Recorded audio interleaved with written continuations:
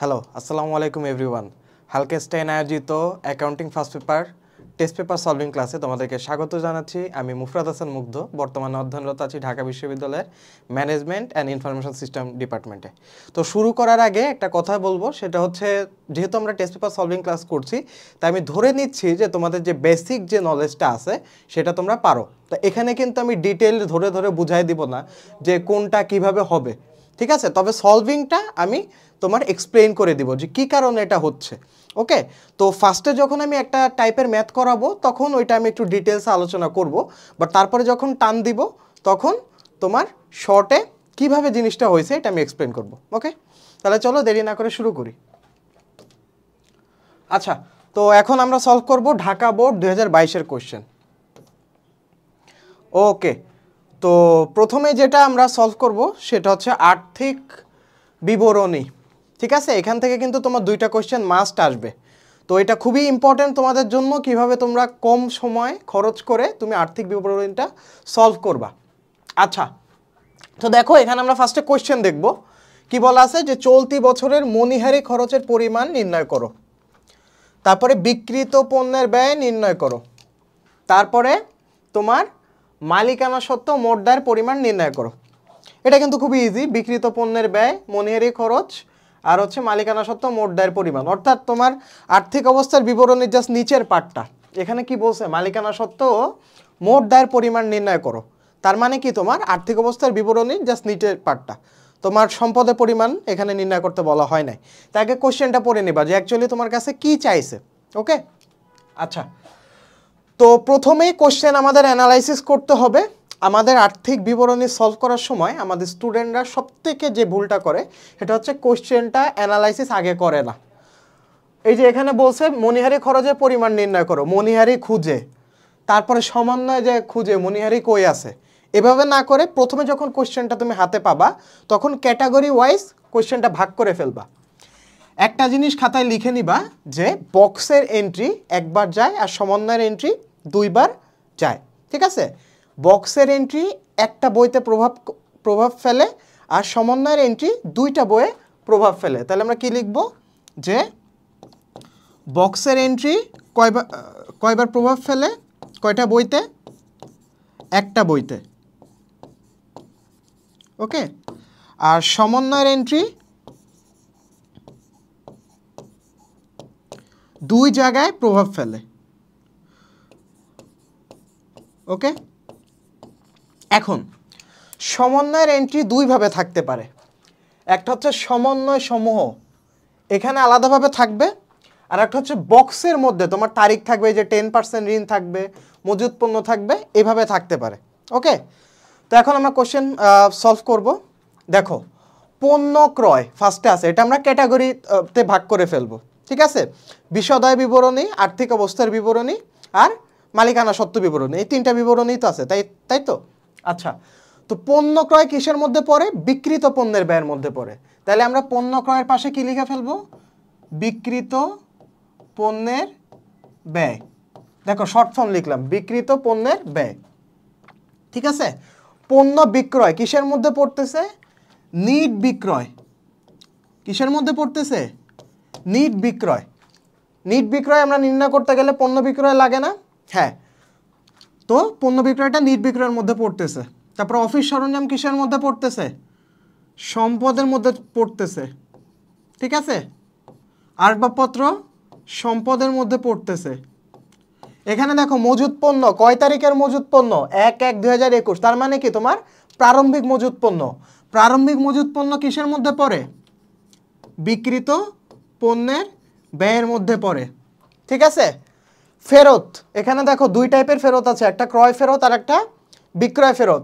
একটা জিনিস মাথায় রাখবা, ক্রয় যদি ডেবিট হয় তাহলে ক্রয় ফেরত হবে ক্রেডিট, বিক্রয় যদি ক্রেডিট হয় বিক্রয় ফেরত হবে ডেবিট, উল্টাটা হবে। ওকে, তাহলে ফেরত এটা কিসের মধ্যে যাবে?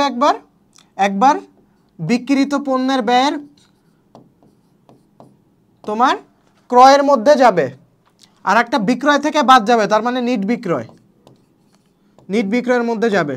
ওকে, প্রাপ্য হিসাব আর প্রদেয় হিসাব, এটা কি সম্পদের মধ্যে যাবে। কি সম্পদ? চলতি সম্পদ, দিবা চলতি সম্পদ। ঠিক আছে, আমদানি শুল্ক কিসের থেকে বাদ হয়? বিক্রিত পণ্যের ব্যয় থেকে বাদ হয়। তাহলে এটা বিক্রিত পণ্যের ব্যয়। পরিবহন খরচ, এটা কি তোমার পরিবহন খরচ, ভাড়া খরচ, মনিহারি, এগুলো সব কি তোমার পরিচালন ব্যয়। পরিচালন ব্যয়, পরিচালন ব্যয়, পরিচালন ব্যয়। ঠিক আছে, তারপরে হচ্ছে কি তোমার উত্তোলন। উত্তোলন কি হয়? উত্তোলন কিন্তু বাদ যায়। ওকে, তাহলে উত্তোলন এটা মালিকানা সত্ত্ব থাকবে। তারপরে ঋণ, ঋণ কি তোমার দীর্ঘমেয়াদী দায়। এখানে দীর্ঘমেয়াদী দায়, এভাবে শর্ট ফর্মে দিবা, সব এভাবে সবগুলো শর্ট ফর্মে দিবা। ওকে, ঠিক আছে। সাধারণ সঞ্চিতি পরিচালন ব্যয়। তারপরে মজুরি খরচ বিক্রিত পণ্যের ব্যয়। তারপরে কি তোমার বেতন খরচ, বেতন খরচ কি তোমার পরিচালন ব্যয়। আর মূলধন হচ্ছে তোমার মালিকানা সত্ত্ব বিবরণীতে যায়, তাই তোমার এখানে দিবা ম স। তো এইভাবে যখন তুমি ক্যাটাগরি করে ফেলবা, যখন তুমি কোশ্চেনটা সলভ করবো অতি দ্রুত তুমি সলভ করতে পারবা। ধরো তোমার কি নির্ণয় করবা? নিট বিক্রয় তুমি নির্ণয় করবা। দেখো নিট বিক্রয় কই আছে? এই যে নিট বিক্রয় আছে, এই যে নিট বিক্রয় আছে। তাহলে তুমি নিট বিক্রয় ধরে ধরে ওইভাবে নিট বিক্রয় তুমি বের করে ফেলবা। হয়ে গেলে নিট বিক্রয় বের হয়ে গেলে এভাবে ক্রস দিয়ে দিবা। ওই নিট বিক্রয় কই আছে? এই যে ক্রস দিয়ে দেবা। তাহলে দেখবা তুমি অতি দ্রুত কোশ্চেনটা সলভ করতে পারতেছো। ওকে, তেমনিভাবে এখানে যেমন তোমার ক্যাটাগরি করলাম, সমন্বয় এভাবে তুমি ক্যাটাগরি করে ফেলবা। দেখো সমন্বয় কি আছে? সমাপনী মজুত পণ্য 28,000 টাকা মূল্যায়ন করা হয়েছে। এখন দেখো সমাপনী মজুত পণ্য কয় জায়গায় যাবে? 2 জায়গায় যাবে। কয় জায়গায় যাবে? 2 জায়গায় যাবে। 2টা বই। আমি কি বলছিলাম যে সমন্বয়ের এন্ট্রি 2টা জায়গায় প্রভাব ফেলে। এখন কোন কোন জায়গায় প্রভাব ফেলবে? দেখো সমাপনী মজুত পণ্য তোমার 2টা বইয়ে যায়। একটা হচ্ছে বিশদ আয় বিবরণী, বিশদ আয় বিবরণী, আর একটা হচ্ছে আর্থিক অবস্থার বিবরণী।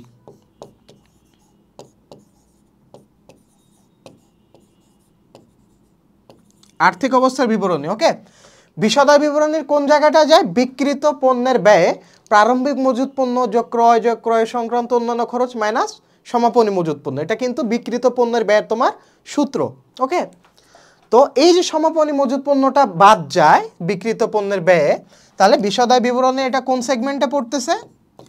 বিক্রিত পণ্যের ব্যয়ের মধ্যে পড়তেছে কিন্তু। ওকে, আর আর্থিক অবস্থার বিবরণীতে কোন সেগমেন্টে পড়তেছে? চলতি সম্পদের মধ্যে পড়তেছে। তো এখানে আমার যেহেতু জায়গা নাই তো আমি লিখতে পারতেছি না, তো একের এখানে তুমি কি লিখবা? বিক্রিত পণ্যের ব্যয়, বিক্রিত পণ্যের ব্যয় কমা দিয়ে লিখবা। আর একটা কোথায় যাচ্ছে? চলতি সম্পদ, চলতি সম্পদ। এইভাবে প্রত্যেকটা সমন্বয়ের এন্ট্রি তুমি এভাবে ভাগ করে ফেলবা। ওকে, ভাগ করে ফেলার পরে চলো আমরা এখন সলিউশনে যাই। সলিউশনের দিকে আমরা এখন মুভ করব। তো প্রথমে কি বলছে? প্রথম কোশ্চেনটা কি? যে চলতি বছরের মনিহারি খরচের পরিমাণ নির্ণয় করো। তাহলে চলো দেখি মনিহারি খরচের পরিমাণ কিভাবে নির্ণয় করব। এখানে মনিহারি খরচটাকে বের করতে হবে। ওকে, এই যে মনিহারি, মনিহারি খরচটা বের করতে হবে। আর শোনো এখানে যে তোমার সম্পূর্ণ মজুত পণ্য দেখো কিসের মধ্যে আছে? বিক্রিত পণ্যের ব্যয়ের মধ্যে আছে। তাহলে বিক্রিত পণ্যের ব্যয়ের ক্ষেত্রে সম্পূর্ণ মজুত পণ্যটা আসবে। তেমনি দেখো এই যে 1500 টাকার মনিহারি দ্রব্যাদির মূল্য অন্তর্ভুক্ত করা হয়েছে। তার মানে এর মধ্যে প্রারম্ভিক মজুদের 500 টাকা এবং সমাপনী মজুদের মধ্যে 1500 টাকার মনিহারি দ্রব্যাদির মূল্য অন্তর্ভুক্ত করা হয়েছে। তার মানে এখানে কি হবে? মনিহারির সাথে অ্যাডজাস্ট করতে হবে, অর্থাৎ আলটিমেট তোমার মনিহারিটা কত। তো এখানে যেহেতু মনিহারির একটা সমন্বয় আছে তাই এখানে মনিহারির পাশে স্টার চিহ্ন দিয়ে দিবা। তো যখন স্টার চিহ্ন দিবা তখন বুঝবা যে এখানে একটা সমন্বয় আছে। সবগুলোর ক্ষেত্রে সেম করবা। দেখো ঋণের সুদ এখানে কিন্তু 10% আছে, তার মানে ঋণের সুদ আছে, ক্রেডিট জেনের সুদ ডেবিট। তো এইটাও কিন্তু একটা তোমার সমন্বয়, তাই এখানে স্টার দিবা যাতে তুমি বুঝতে পারো যে কোশ্চেনটা দেখলে না এখানে একটা সমন্বয় আছে। এন্ট্রিটা যখন তুমি সলভ করবা তখন বুঝবা এখানে একটা সমন্বয় আছে। ওকে, তাহলে চলো আমরা সলভে চলে যাই ডিরেক্ট। আচ্ছা, তো মনিহারির ক্ষেত্রে কি করছে, মনিহারি যেটা ছিল বক্সে 4000 টাকা সেটার সাথে প্রারম্ভিক মজুরটা যোগ করছে। দেখো তোমার ওখানে কি ছিল, এখানে কিন্তু ছিল যে প্রারম্ভিক মজুদের মধ্যে 500 টাকা এবং সমাপনী মজুদের মধ্যে 1500 টাকার মনিহারি দ্রব্যাদি মূল্য অন্তর্ভুক্ত আছে। তো এখানে আমার মনিহারি খরচের পরিমাণ যদি নির্ণয় করতে হয় তাহলে প্রারম্ভিকটা যোগ হবে এবং সমাপনীটা মাইনাস যাবে। দেখো এখানে সেটাই করছে যে তোমার মনিহারির সাথে প্রারম্ভিক মজুরটা যোগ হয়েছে 500 টাকা আর সমাপনী মজুরটা তোমার বিয়োগ হয়েছে 1500 টাকা। তাহলে আমার চলতি বছরের মনিহারি খরচের পরিমাণ কত, তোমার 3000 টাকা। আশা করি বুঝেছো ক নাম্বারটা কিভাবে সলভ করতে হবে। এখন চলো আমরা খ নাম্বার দেখি।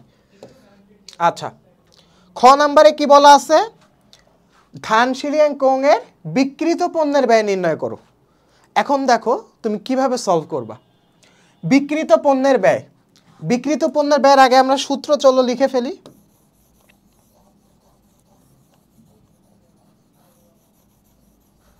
বিক্রিত পণ্যের ব্যয় সূত্রটা কি ভাইয়া, বিক্রিত পণ্যের ব্যয় সমান সমান, আচ্ছা আমি এখানে লিখি বিক্রিত পণ্যের ব্যয়। ওকে, তো বিক্রিত পণ্যের ব্যয়ের সূত্র কি, যে প্রারম্ভিক মজুদ পণ্য, প্রারম্ভিক মজুদ পণ্য যোগ ক্রয় যোগ ক্রয় সংক্রান্ত অন্যান্য খরচ, ক্রয় সংক্রান্ত খরচ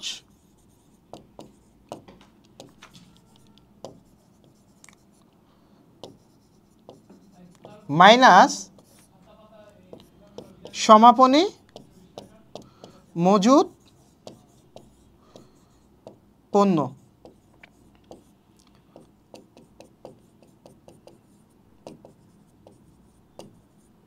তাহলে যেটা থাকবে সেটাই হচ্ছে কি আমার বিক্রিত পণ্যের ব্যয়। তো এটা ছিল তোমার সূত্র। বিক্রিত পণ্যের ব্যয় সূত্র কি, প্রারম্ভিক মজুদ পণ্য যোগ ক্রয় সংক্রান্ত অন্যান্য খরচ মাইনাস সমাপনী মজুদ পণ্য। আমি একটু ভেঙে ভেঙে করাচ্ছি কারণ তোমাদের মধ্যে অনেকেই আছে যাদের হয়তো বা বেসিক দুর্বল ছিল, তাই আমি এটা একটু রিভিশন দিয়ে নিলাম। ঠিক আছে, নেক্সটটা যখন সলভ করব তখন আমরা টান দিব। ওকে, আচ্ছা তাহলে এখন বিক্রিত পণ্যের ব্যয় কীভাবে নির্ণয় করবো। আচ্ছা তাহলে এখন আমি খুঁজবো, দেখো বিক্রিত পণ্যের ব্যয় কই আছে, এই যে ক্রয় আছে। আচ্ছা প্রথমে আমার সূত্রটা কি, প্রারম্ভিক মজুদ পণ্য খুঁজতে লাগবে। প্রারম্ভিক মজুদ পণ্য কই, এই যে মজুদ পণ্য 1 তারিখে মজুদ পণ্য, এই যে বিক্রিত পণ্যের ব্যয় এটা দিলাম 22,500 দিয়ে ক্রস দিয়ে দিবা, যেটা শেষ হয়ে যাবে ওটা ক্রস দিয়ে দিবা, এটার কাজ শেষ। তারপরে কি করব, ক্রয়টা আনবো। ক্রয় কোথায় আছে, এখানে আছে। ক্রয়ের পাশে একটা ইয়া দিয়ে নিবা, স্টার্ট দিয়ে নিবা। কেন স্টার্ট দিবা, কারণ এখানে ক্রয় ফেরত আছে, এটা তোমার বোঝা লাগবে। কি আছে, ক্রয় ফেরত আছে।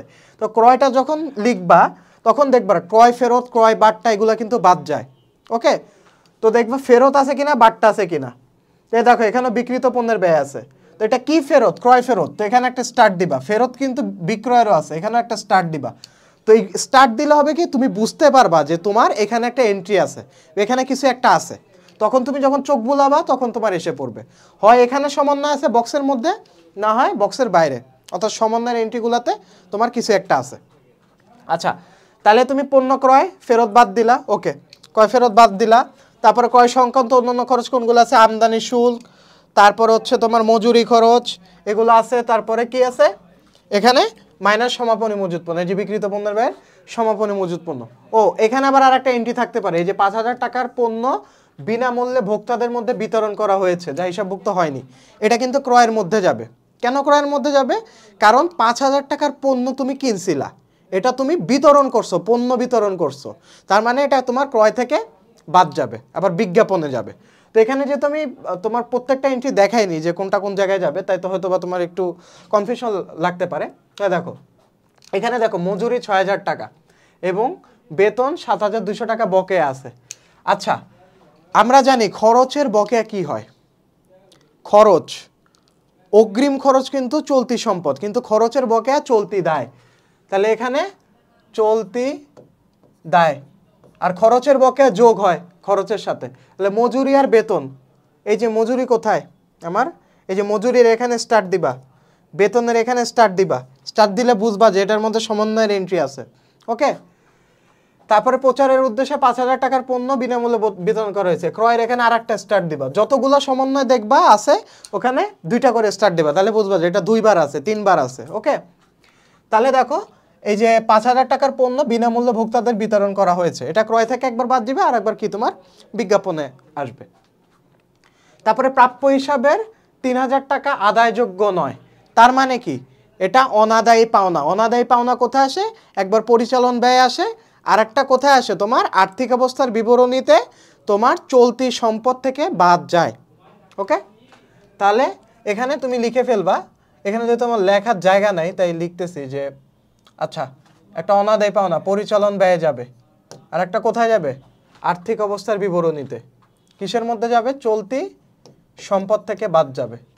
ওকে, এটা ক্লিয়ার? আচ্ছা তাহলে চলো আমরা ডিরেক্ট সলভে যাই, সলভে গেলে তোমাদের ক্লিয়ার হবে জিনিসগুলো।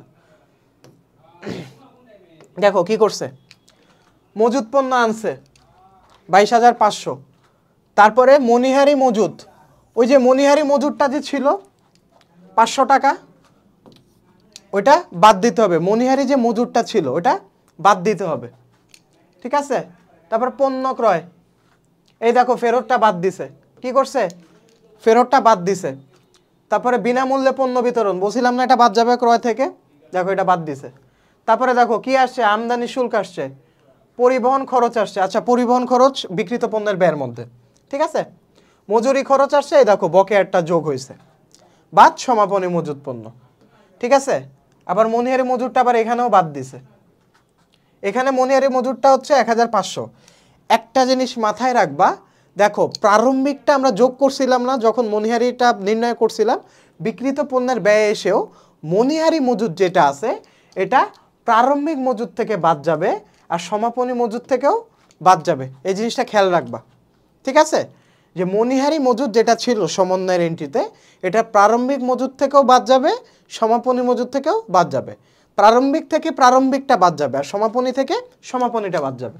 দেখো প্রারম্ভিকটা কত ছিল? 500 টাকা, আর সমাপনী মনিহারি মজুদ কত ছিল? 1,500 টাকা। দেখো আমরা মিলাইনি, চলো এই যে দেখো এই যে প্রারম্ভিক মজুদের মধ্যে 500 টাকা আর সমাপনী মজুদের মধ্যে 1,500 টাকার মনিহারি দ্রব্যাদির মূল্য অন্তর্ভুক্ত রয়েছে। যেহেতু এটা অন্তর্ভুক্ত রয়েছে তাই এটা কি করতে হবে? তোমার বাদ দিতে হবে। তাহলে দেখো এই যে প্রারম্ভিক মজুদ পণ্য, এই যে এটার থেকে 500 টাকা, আর সমাপনী মজুদ পণ্য এটা থেকে 1,500 টাকা তোমার বাদ দিতে লাগবে। ওকে, আর এই যে তোমার মজুরি 6,000 টাকা ছিল, যোগ বকেয়া মজুরি হয়েছে। আশা করি ক্লিয়ার তোমাদের কাছে। ওকে, আচ্ছা যেহেতু 2 নাম্বারটা ক্লিয়ার, আমরা বিক্রিত পণ্যের ব্যয় নির্ণয় করে ফেললাম। এখন হচ্ছে আমাদের নিট লাভ 99,200 টাকা ধরে 2021 সালের 31 ডিসেম্বর তারিখে মালিকানা সত্ত্ব মোট দায়ের পরিমাণ নির্ণয় করো। তার মানে এটা আর্থিক অবস্থার বিবরণী জাস্ট নিচের পার্টটা, মোট দায় ও মালিকানা সত্ত্ব পরিমাণ নির্ণয় করো। এখানে একটা জিনিস খেয়াল রাখবা, দেখো কোশ্চেনে কিন্তু বলাই আছে নিট লাভ 99,200 টাকা ধরে। তো অনেক সময় এইভাবে কোশ্চেন আসতে পারে যে এখানে তোমার নিট লাভ বের করতে হতে পারে খ নাম্বারে, আবার গ নাম্বারে বললো নিট লাভ 19,200 টাকা ধরে। তখন কিন্তু আমরা অনেক সময় স্টুডেন্ট এই মিস্টেকটা করি, খ নাম্বারে যেটা বের হয়েছে ওইটাই নিট লাভ ধরে করি, কিন্তু এখানে কিন্তু ভাই তোমাকে বলেই দিছে নিট লাভ 99,200 টাকা ধরে। তো যদি কোশ্চেনে তোমাকে বলে দেয় নিট লাভ এটা ধরে, তাহলে কোশ্চেনেরটাই তুমি নিবা। ওকে, তুমি যেটা আগে খ নাম্বারে বের করছো ওইটা তোমার আনার দরকার নাই, মনে থাকবে। আচ্ছা চলো এখন আমরা গ নাম্বারটা সলভ করি। এখানে বলছে মালিকানা শর্ত মোট দায়ের পরিমাণ নির্ণয় করো। তাহলে এখানে আমরা মহাশ খুঁজবো, মালিকানা শর্ত কই আছে, তারপরে দায় খুঁজবো। মোট দায় কি দীর্ঘমেয়াদী দায় আছে, স্বল্পমেয়াদী দায় আছে, তো এখানে দায়ের এন্ট্রিগুলো খুঁজবো। ঠিক আছে, আর মালিকানা সত্ত্বের এন্ট্রিগুলো খুঁজবো। তাহলে চলো আমরা সলিউশনে চলে যাই। আচ্ছা দেখো, তো প্রথমে কি করছে, দায়সমূহ মালিকানা সত্ত্ব। প্রথমে চলতি দায় নির্ণয় করছে। চলতি দায় কি কি আছে? প্রদেয় হিসাব। ওকে, প্রদেয় হিসাব, বকেয়া মজুরি, বকেয়া বেতন। দেখো বকেয়া মজুরি, বকেয়া বেতন অর্থাৎ এগুলো কিন্তু মজুরি বেতন দুইটাই কি তোমার খরচ। খরচ, তাহলে খরচের বকেয়া চলতি দায় হয়, এটা সবসময় মাথায় রাখবা। খরচের বকেয়া চলতি দায়, অগ্রিম খরচ এটা চলতি সম্পদ। ঠিক আছে, অর্থাৎ উল্টাটা। বকেয়া হলে চলতি দায়, আর অগ্রিম হলে তোমার চলতি সম্পদ। এটা একটু ছোট করে নোট করে টুকে নিতে পারো, তোমার ফিউচারে কাজে লাগবে। আচ্ছা দেখো, ঋণের বকেয়া সুদ, দেখো 1 লাখ টাকা ছিল, ওই যে 10%, ওই যে আমরা বক্সে তোমার দেখছিলাম, দেখো ঋণের বকেয়া সুদটা কোত্থেকে আসছে, এই যে তোমার ঋণের সুদ, এটা কি তোমার পুরোটাই তোমার বকেয়া। এখানে একটা তোমার কোশ্চেন আসতে পারে যে ভাইয়া এখানে ঋণের সুদ, এটা বকেয়া কোথাও তো উল্লেখ নেই, এটা বকেয়া ধরবো কিভাবে? এটা একটা জিনিস মাথায় রাখবা যে ঋণের যে সুদটা আছে এটা যদি তোমার নির্দিষ্ট করে উল্লেখ না থাকে, তাহলে ঋণের এই তোমার বক্সের যে পার্সেন্টেজটা দেওয়া আছে, পার্সেন্টেজটার পুরাটাই তোমার বকেয়া ধরে নিতে হবে, মনে থাকবে? তাহলে দেখো ঋণের সুদ কত, 1 লাখ। তাহলে দেখো কত নির্ণয় করছি আমরা, এই যে 1 লাখের 10%, 10,000 টাকা। তাহলে চলতি দায় বের করলাম, দীর্ঘমেয়াদী দায়ের মধ্যে 10% ঋণ আসবে, 10% ঋণ আসলো। তারপর হচ্ছে তোমার মালিকানা সত্ত্ব, তোমার মূলধন আসবে, মূলধন কিন্তু মালিকানা সত্ত্বের মধ্যে পড়ে। তারপরে সূত্র অনুযায়ী মূলধনের সাথে নিট লাভ, এই দেখো প্রশ্নে প্রদত্ত, কি আছে প্রশ্নে প্রদত্ত। তারপরে আমার উত্তোলন বাদ যাবে আর সাধারণ সঞ্চিতি যোগ হবে। তো এইগুলো সবই কি তোমার, এই যে মূলধন থেকে শুরু করে সাধারণ সঞ্চিতি পর্যন্ত এটা মালিকানা সত্ত্বের উপাদান। তাহলে চলো আমরা কোশ্চেনে ফিরে যাই, কোশ্চেনে যে দেখি, এই দেখো মূলধন তোমার মালিকানা সত্ত্ব, আর এখানে সাধারণ সঞ্চিতি, আচ্ছা আমি পণ্য ব্যয় দিয়েছি ভুলে, এটার জন্য দুঃখিত। এটা হবে তোমার মালিকানা সত্ত্বের মধ্যে সাধারণ সঞ্চিতি। ওকে, এটা কি হবে, মালিকানা সত্ত্বের সাথে মূলধনের সাথে যোগ হবে, মূলধনের সাথে কি হবে, যোগ হবে। নিট লাভ হলে যোগ, নিট ক্ষতি হলে বিয়োগ। এটা একটু সূত্র তোমার মুখস্থ করে ফেলতে হবে। ওকে, এই যে এটা গেল, তারপরে গেল। ওকে, তাহলে মশার কাছে এই দেখো উত্তোলন অর্থাৎ মালিকানা সত্ত্ব থেকে তোমার বাদ গেছে, উত্তোলন বাদ গেছে। তারপর হচ্ছে তোমার কি যোগ হয়েছে, তোমার সাধারণ সঞ্চিতি যোগ হয়েছে, উত্তোলন বাদ সাধারণ সঞ্চিতি যোগ, নিট লাভ হলে যোগ আর নিট ক্ষতি হলে বিয়োগ। তো আশা করি তোমরা বুঝতে পারছো যে কিভাবে সলভ করা হয়েছে। ওকে, তাহলে চলো দেখে আসি। তো এই ছিল হচ্ছে তোমার মোট দায় ও মোট মালিকানা সত্ত্ব। দীর্ঘমেয়াদী দায় চলতি দায় যোগ করছে, আর মালিকানা সত্ত্বের মধ্যে নিট লাভ প্রশ্নে যেটা আছে ওটা যোগ হয়েছে, আর উত্তোলন আর সাধারণ সঞ্চিতি তোমার একটা বাদ হয়েছে আর একটা যোগ হয়েছে, যেহেতু সাধারণ সঞ্চিতি যোগ করা হয় আর উত্তোলন তোমার বাদ দিতে হয়। ওকে, আশা করি তোমরা বুঝতে পেরেছো। তো এই ছিল তোমার হচ্ছে ফার্স্ট কোয়েশ্চেনটা, ঢাকা বোর্ডের ফার্স্ট কোয়েশ্চেন। তো এখন আমরা চলো সেকেন্ড কোয়েশ্চেনটা সলভ করব। ওকে, তো সেকেন্ড কোয়েশ্চেনটা চলো সলভ করি। এখন আমি তোমাদের এত ডিটেলস বলবো না, এখন হচ্ছে ডিরেক্ট আমরা টান দিয়ে সলভ করব। তাহলে দেখো এখানে আসবাবপত্র কি আছে, আসবাবপত্র, যন্ত্রপাতি, সেবায়, সাপ্লাইস, এগুলা মোটামুটি তোমার সম্পদ, দীর্ঘমেয়াদী সম্পদ। এটা 10 লিখতে পারো দীর্ঘমেয়াদী সম্পদ, বা তোমাদের যেভাবে তোমরা চলতি সম্পদ, স্থায়ী সম্পদ, দীর্ঘমেয়াদী সম্পদের তোমরা যেভাবে কমফোর্টেবল ফিল করো। ঠিক আছে, আমি তোমার দীর্ঘমেয়াদী সম্পদ এটা 10 দিলাম। ঠিক আছে, সাপ্লাইস দিলাম, সাপ্লাইস এটা হচ্ছে তোমার চলতি সম্পদের মধ্যে। ঠিক আছে, সেবা আয় এটা পরিচালনা আয়ের মধ্যে। ওকে, তারপরে প্রাপ্য হিসাব, প্রদেয় হিসাব। প্রাপ্য হিসাব হচ্ছে চলতি সম্পদ, প্রদেয় হিসাব হচ্ছে চলতি দায়। ঠিক আছে, আর উত্তোলন এটা কিসের মধ্যে, মালিকানা সত্ত্বের মধ্যে। অনুপার্জিত সেবায় এটা হচ্ছে পরিচালনা আয়ের মধ্যে। পুঞ্জীবিত অবচয় এটা তোমার সম্পদের মধ্যে, দীর্ঘমেয়াদী সম্পদের মধ্যে। ঠিক আছে, বেতন খরচ পরিচালন ব্যয়ের মধ্যে। উপভাড়া এটা পরিচালন আয়ের মধ্যে, উপভাড়া একটা আয়। বিনিয়োগ এটা একটা সম্পদ, দীর্ঘমেয়াদী সম্পদের মধ্যে। মূলধন এটা মালিকানা সত্ত্বের মধ্যে। ভাড়া খরচ এটা পরিচালন ব্যয়ের মধ্যে।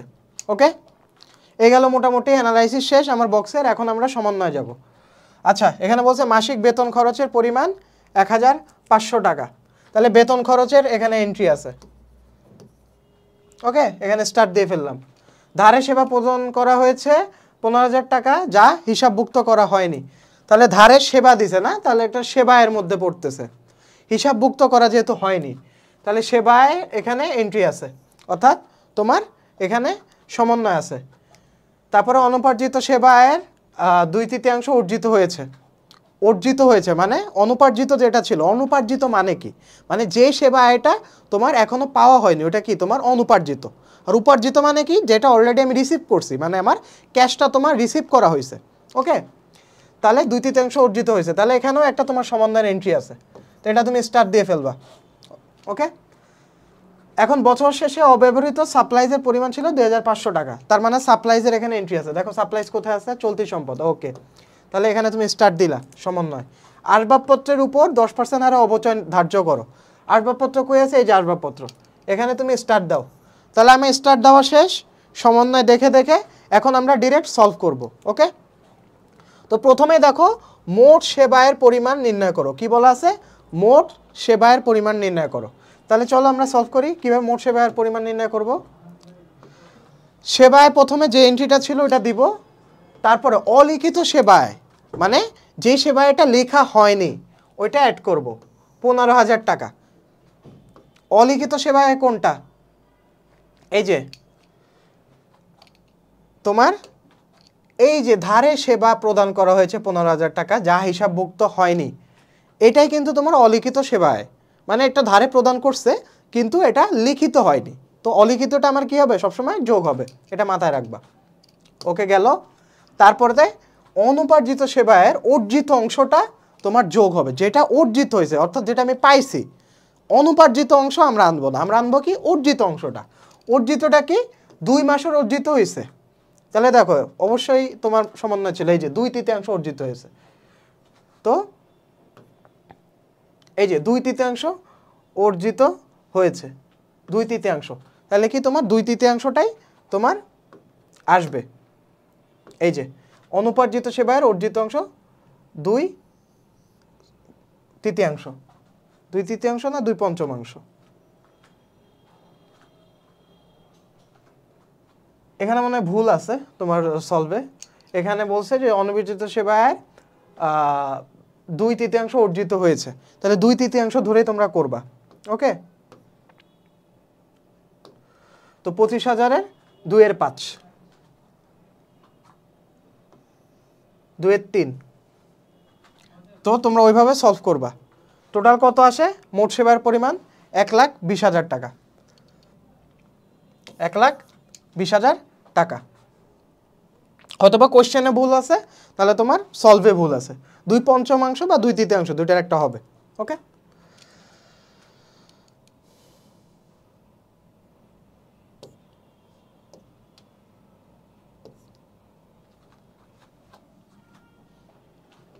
আচ্ছা, তো দেখো এখন হচ্ছে তোমার 2021 সালের 31 ডিসেম্বর তারিখে সমাপ্ত বছরের স্বাধীন রিপেয়ার্স সার্ভিসের বিশদায় বিবরণী প্রস্তুত করো।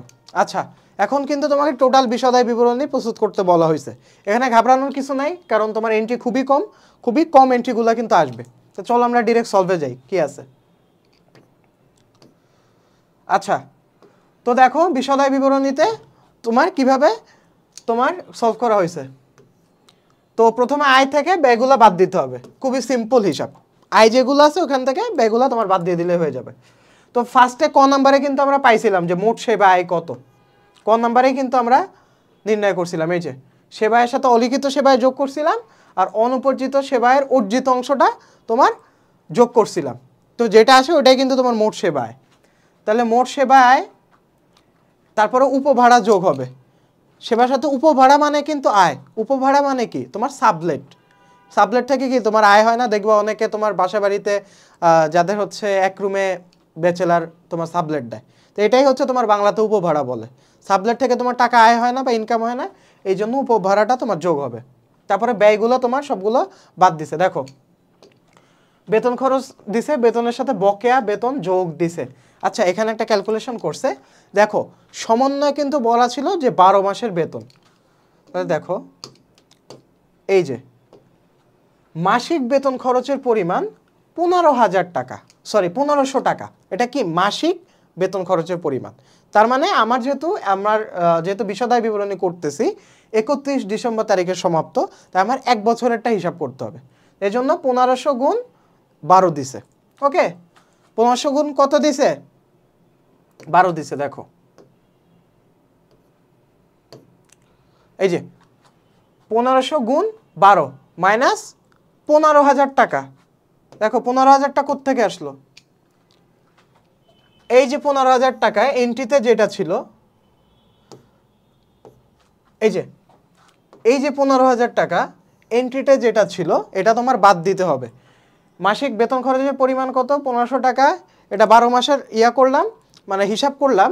আর বেতন খরচ যেটা তোমার বক্সে আছে ওটা তোমার বাদ দিতে হবে। তাহলে আমার চলতি বছরেরটা আমরা পেয়ে যাব।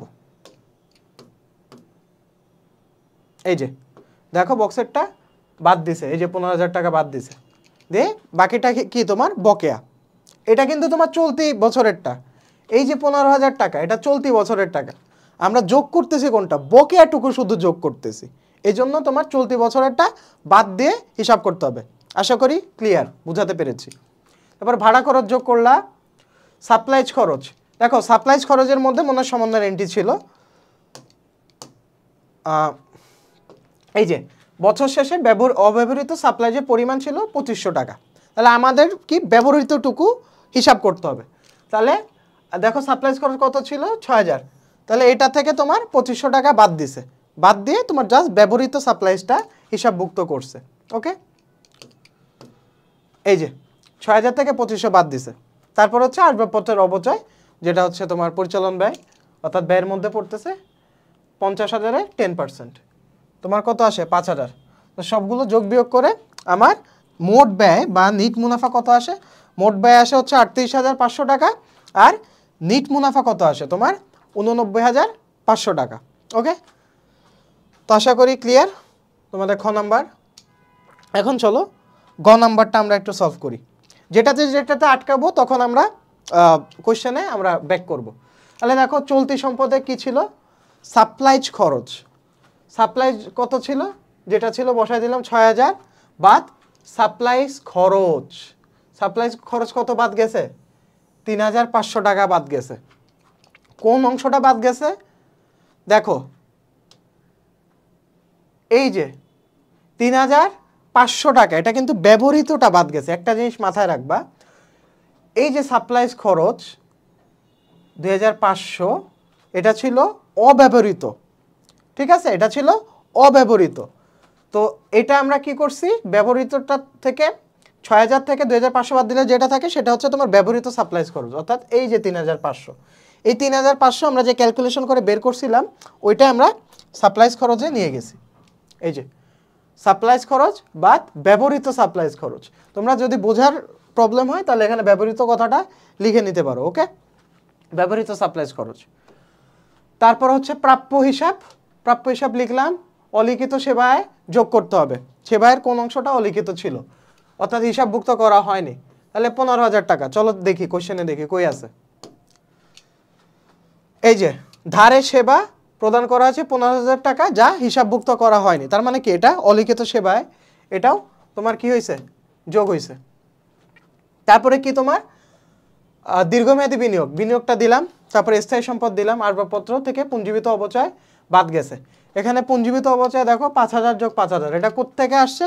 চলো দেখে আসি। আচ্ছা, তো অবচয় কোথায়? এই যে পুঞ্জীবিত অবচয় আসবাবপত্র, দেখো বক্সের 5,000, এটা একবার নিছি। তারপরে দেখো আসবাবপত্রের উপর 10% হারে অবচয় ধার্য করো, এটা একবার নিছি। তাহলে তোমার এই 5,000 আর এই আসবাবপত্রের উপর 10% অবচয়, দেখো আসবাবপত্র কত আছে? 50,000। এই 50,000-এর 10% কত হয়? 5,000 হয়। তো এই দুইটা তোমার যোগ করা হয়েছে। তো আশা করি তোমরা বুঝতে পারছো। এই যে তোমার 5,000 যোগ 5,000। তারপরে যন্ত্রপাতি আনলাম, মোট সম্পদ নির্ণয় হয়ে গেল। তারপর হচ্ছে চলতি দায়। চলতি দায়ের মধ্যে কি কি আছে? প্রদেয় হিসাব আছে, অনুপার্জিত সেবায় যেটা আমরা তোমার ইয়া করছিলাম, তোমার বক্সে দেখছিলাম, অনুপার্জিত সেবায় কত? তোমার 25,000 টাকা। এখান থেকে তোমার অর্জিত অংশটা বাদ যাবে। অর্জিত অংশ কত? 2/5। এখানে মনে 2/5ই হবে, তোমার কোশ্চেনে মিস্টেক থাকতে পারে, 2/5। ঠিক আছে, এখানে অর্জিত অংশটা অর্থাৎ 5 ভাগের 2 ভাগেরটা আমার অর্জিত হয়ে গেছে, কিন্তু আমরা নির্ণয় কি করতেছি? অনুপার্জিত। এই জন্য এটা অর্জিত অংশটা বাদ যাবে। তারপরে বকেয়া বেতন, খরচের বকেয়া সবসময় চলতি দায় হয়, এটা তোমাদেরকে বলছি। খরচের বকেয়া চলতি দায়, আর অগ্রিম সম্পদ, অগ্রিম খরচ তোমার চলতি সম্পদ। ওকে, তারপর হচ্ছে মালিকানা সত্ত্ব, মূলধনের সাথে তোমার নিট মুনাফা যেটা প্রশ্নে প্রদত্ত আছে ওটা তোমার যোগ হবে। এখানে যদি প্রশ্নে প্রদত্ত না থাকে তাহলে তুমি যেটা নিট মুনাফা বের করছিলা, এই যে নিট মুনাফা বের করছিলা 89,500, এটা তুমি যোগ করবা। এই যে 89,500 দেখো যোগ আছে, এই যে নিট মুনাফা 89,500 যোগ আছে। ওকে, তারপরে উত্তোলনটা বাদ যাবে। তারপরে যেটা বের হবে সেটা হচ্ছে মোট দায় ও মালিকানা সত্ত্ব। তো আশা করি তোমরা বুঝতে পেরেছো যে কিভাবে তোমার আর্থিক বিবরণীটা তুমি সলভ করবা ইফেক্টিভ ওয়েতে। ওকে, তো তোমাদেরকে ইন এ সামারি আমি একটা কথা বলি যে প্রথমে তোমার কোশ্চেন অ্যানালাইসিসটা করবা সুন্দর মতো, এই যে এন্ট্রিগুলো লিখে ফেলবা, সমন্বয়ের এন্ট্রি যেখানে যেখানে থাকতে পারে ওখানে লিখে ফেলবা। দরকার হলে এখানে তো জায়গা নেই তাই আমি লিখতে পারতেছি না, কিন্তু তুমি পরীক্ষার যে কোশ্চেনটা থাকবে কোশ্চেনের পাশে যে মাসিক বেতন খরচের পরিমাণ 1,500 টাকা, তাহলে কি বেতন খরচ কিসের মধ্যে যায়? পরিচালন ব্যয়ের মধ্যে যায়, এখানে প ব লিখবা। ওকে, এটা যেহেতু তোমার বকেয়া বেতনের সাথে রিলেটেড, বকেয়া বেতন খরচের বকেয়া কি হয়? চলতি দায় হয়, তাহলে কি চ আর দ, চলতি দায়, চ দা, তো এটা দিবা। এভাবে তোমার প্রত্যেকটা তোমার ক্যাটাগরাইজড করে ফেলবা। ক্যাটাগরাইজড করে তারপর দেখবা কোশ্চেনে কি চাইছে, মোট সেবায়ের পরিমাণ নির্ণয় করো, তখন ওই স্পেসিফিক এন্ট্রি ধরে ধরে তোমার সলভ করবা। আর লাস্টে দেখো তুমি যদি সবগুলো করে তারপরে রিভাইজ দিতে যাও তাহলে কিন্তু তুমি বিপদে পড়বা, ঝামেলায় পড়বা। ধরো তুমি ক নাম্বার শেষ, খ নাম্বার শেষ, গ নাম্বার শেষ, তারপর তুমি রিভাইজ দিতেছো, তখন দেখবা একটা এন্ট্রি অন্তর্ভুক্ত হয়নি, একটার প্রভাব 2-3টায় পড়তেছে, পুরো অঙ্কটাই তোমার কাটা যাবে। তাই আগে হচ্ছে তোমার এরর ডিটেকশন করতে হবে। একটা জিনিস করতেছো, সেবায়ের পরিমাণ নির্ণয় করো, বারবার দরকার লাগলে 2বার রিভাইজ দাও, একবার চোখ বুলাইলেই তো বুঝবা যে সেবায়ের আর কোনো এন্ট্রি বাকি আছে কিনা। ঠিক আছে, যদি বাকি না থাকে তাহলে পরেরটাতে মুভ করো। এভাবে আস্তে আস্তে একটার পর একটা তুমি মুভ করতে থাকো। ওকে, তো আশা করি আর্থিক বিবরণীটা তোমাদের কাছে ক্লিয়ার হয়েছে। এখন আমরা সলভ করব তোমার লেনদেনের চ্যাপ্টারটি, ঢাকা বোর্ডের 2022-এর সলভ। এটা হচ্ছে 3 নাম্বার কোশ্চেন। এটা হচ্ছে তোমার লেনদেনের চ্যাপ্টার, এটা সবথেকে ছোট এবং খুবই তোমার টাইম কনজিউমিং, মানে খুবই টাইম কম নেয়। ওকে, এবং খুবই ইজি, তোমাদের হয়তো অনেকেরই প্রিয় এই চ্যাপ্টারটা, লেনদেনের চ্যাপ্টার। সেটা হচ্ছে দেখো, তো এখানে প্রথমে কি বলা আছে? সোনালী ট্রেডার্সের প্রারম্ভিক মূলধনের পরিমাণ নির্ণয় করো। অর্থাৎ প্রারম্ভিক মূলধন কত ছিল? প্রারম্ভিক মানে কি 1 তারিখের যে লেনদেনগুলো হয় এটা হচ্ছে তোমার প্রারম্ভিক মূলধন। তারপরে কি বলছে? লেনদেনের কারণ সহ ডেবিট ক্রেডিট নির্ণয় করো। দেখো এখানে কিন্তু 2-3 টাইপের কোশ্চেন আসতে পারে। জানুয়ারি তারিখের লেনদেনগুলোর কারণ সহ ডেবিট ক্রেডিট নির্ণয় করো, এটা এক টাইপের কোশ্চেন। শুধু ডেবিট ক্রেডিট নির্ণয় করো, এটা এক টাইপের কোশ্চেন। ঠিক আছে, তারপর সমীকরণ পদ্ধতিতে তোমার লেনদেনের ডেবিট ক্রেডিট নির্ণয় করো, এটা এক টাইপের কোশ্চেন। তো কোশ্চেনগুলো আগে আইডেন্টিফাই করতে হবে তোমার কি চাইছে। এই দেখো, আর এটা হচ্ছে জানুয়ারি এত তারিখের লেনদেনগুলো হিসাব সমীকরণের উপর প্রভাব দেখাও। তো হিসাব সমীকরণের উপর প্রভাব দেখাও, এই কোশ্চেনটা যদি আসে তাহলে বুঝবা ওই ছকের মাধ্যমে তোমাকে A = L+O, debit R credit অংশ সমান হতে হবে। তো এটা একটু তোমার টেস্ট করতে হবে।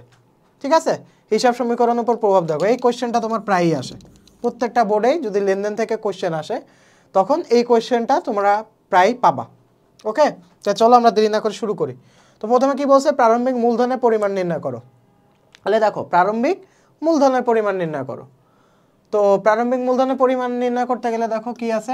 1 জানুয়ারি তারিখে নগদ আছে, আসবাবপত্র আছে এবং 70,000 টাকা ঋণ নিয়ে ব্যবসা আরম্ভ করে। তাহলে দেখো প্রারম্ভিক মূলধনে কি কি আসবে?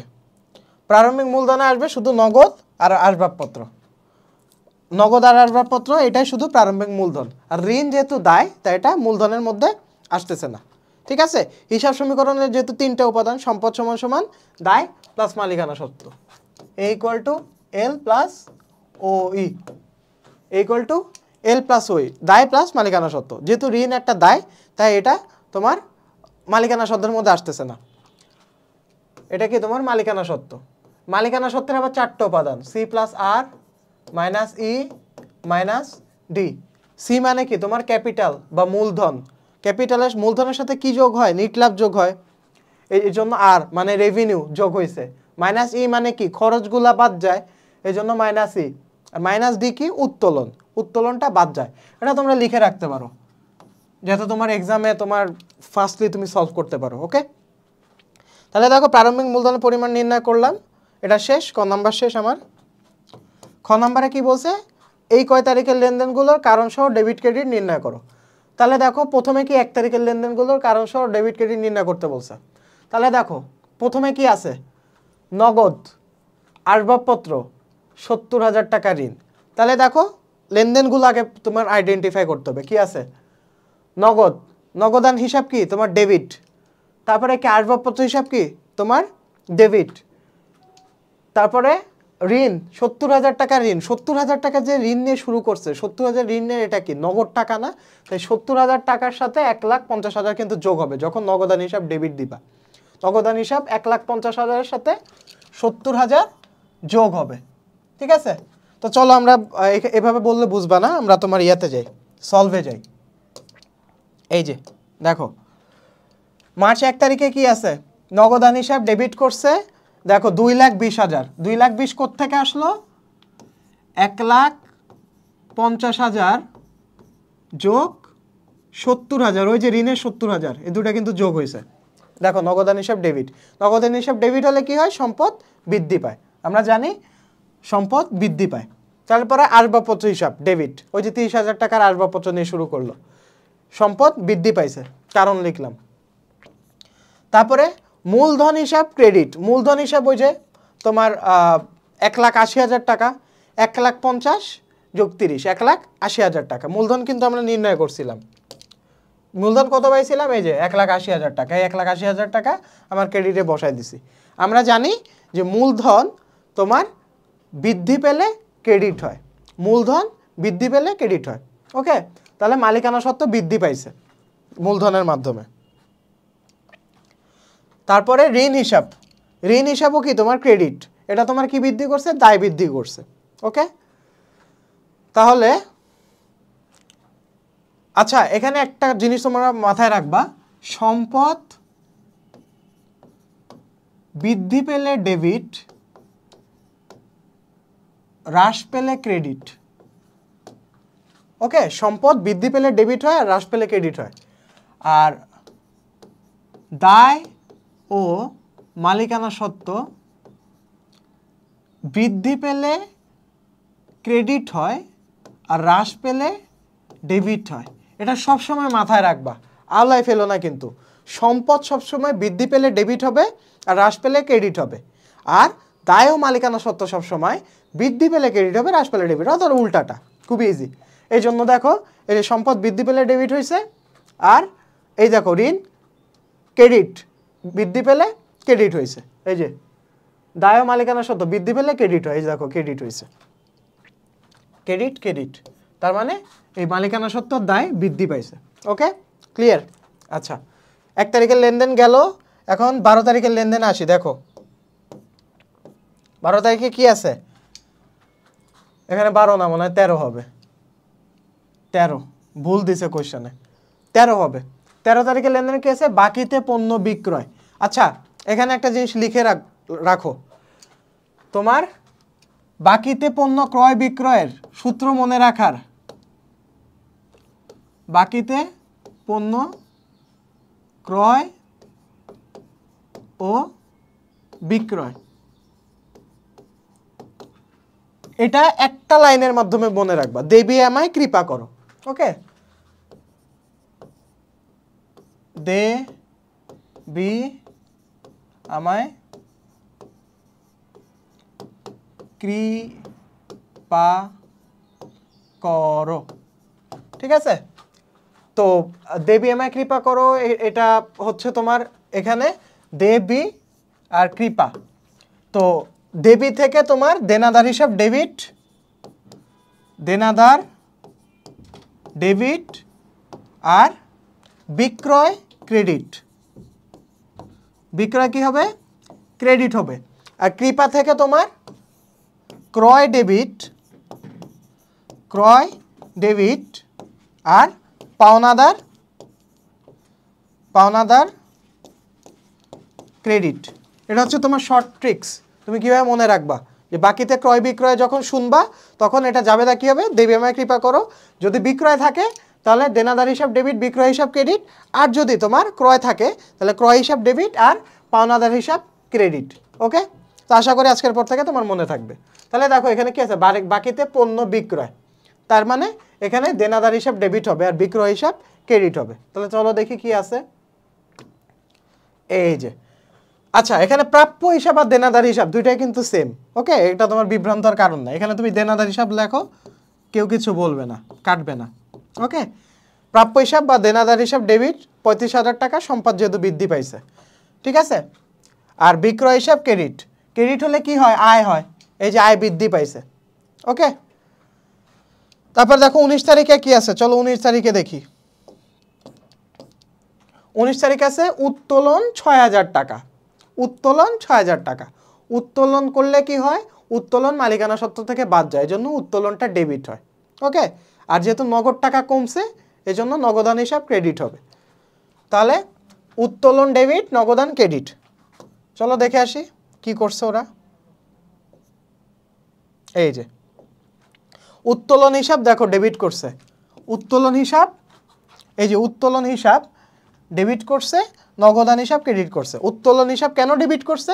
কারণ মালিকানা সত্ত্ব হ্রাস পাইছে। মালিকানা সত্ত্ব আমি তোমাদেরকে আগেই বলছি যে সম্পদ বৃদ্ধি পেলে ডেবিট, হ্রাস পেলে ক্রেডিট, কিন্তু দায় ও মালিকানা সত্ত্ব বৃদ্ধি পেলে ক্রেডিট আর হ্রাস পেলে ডেবিট।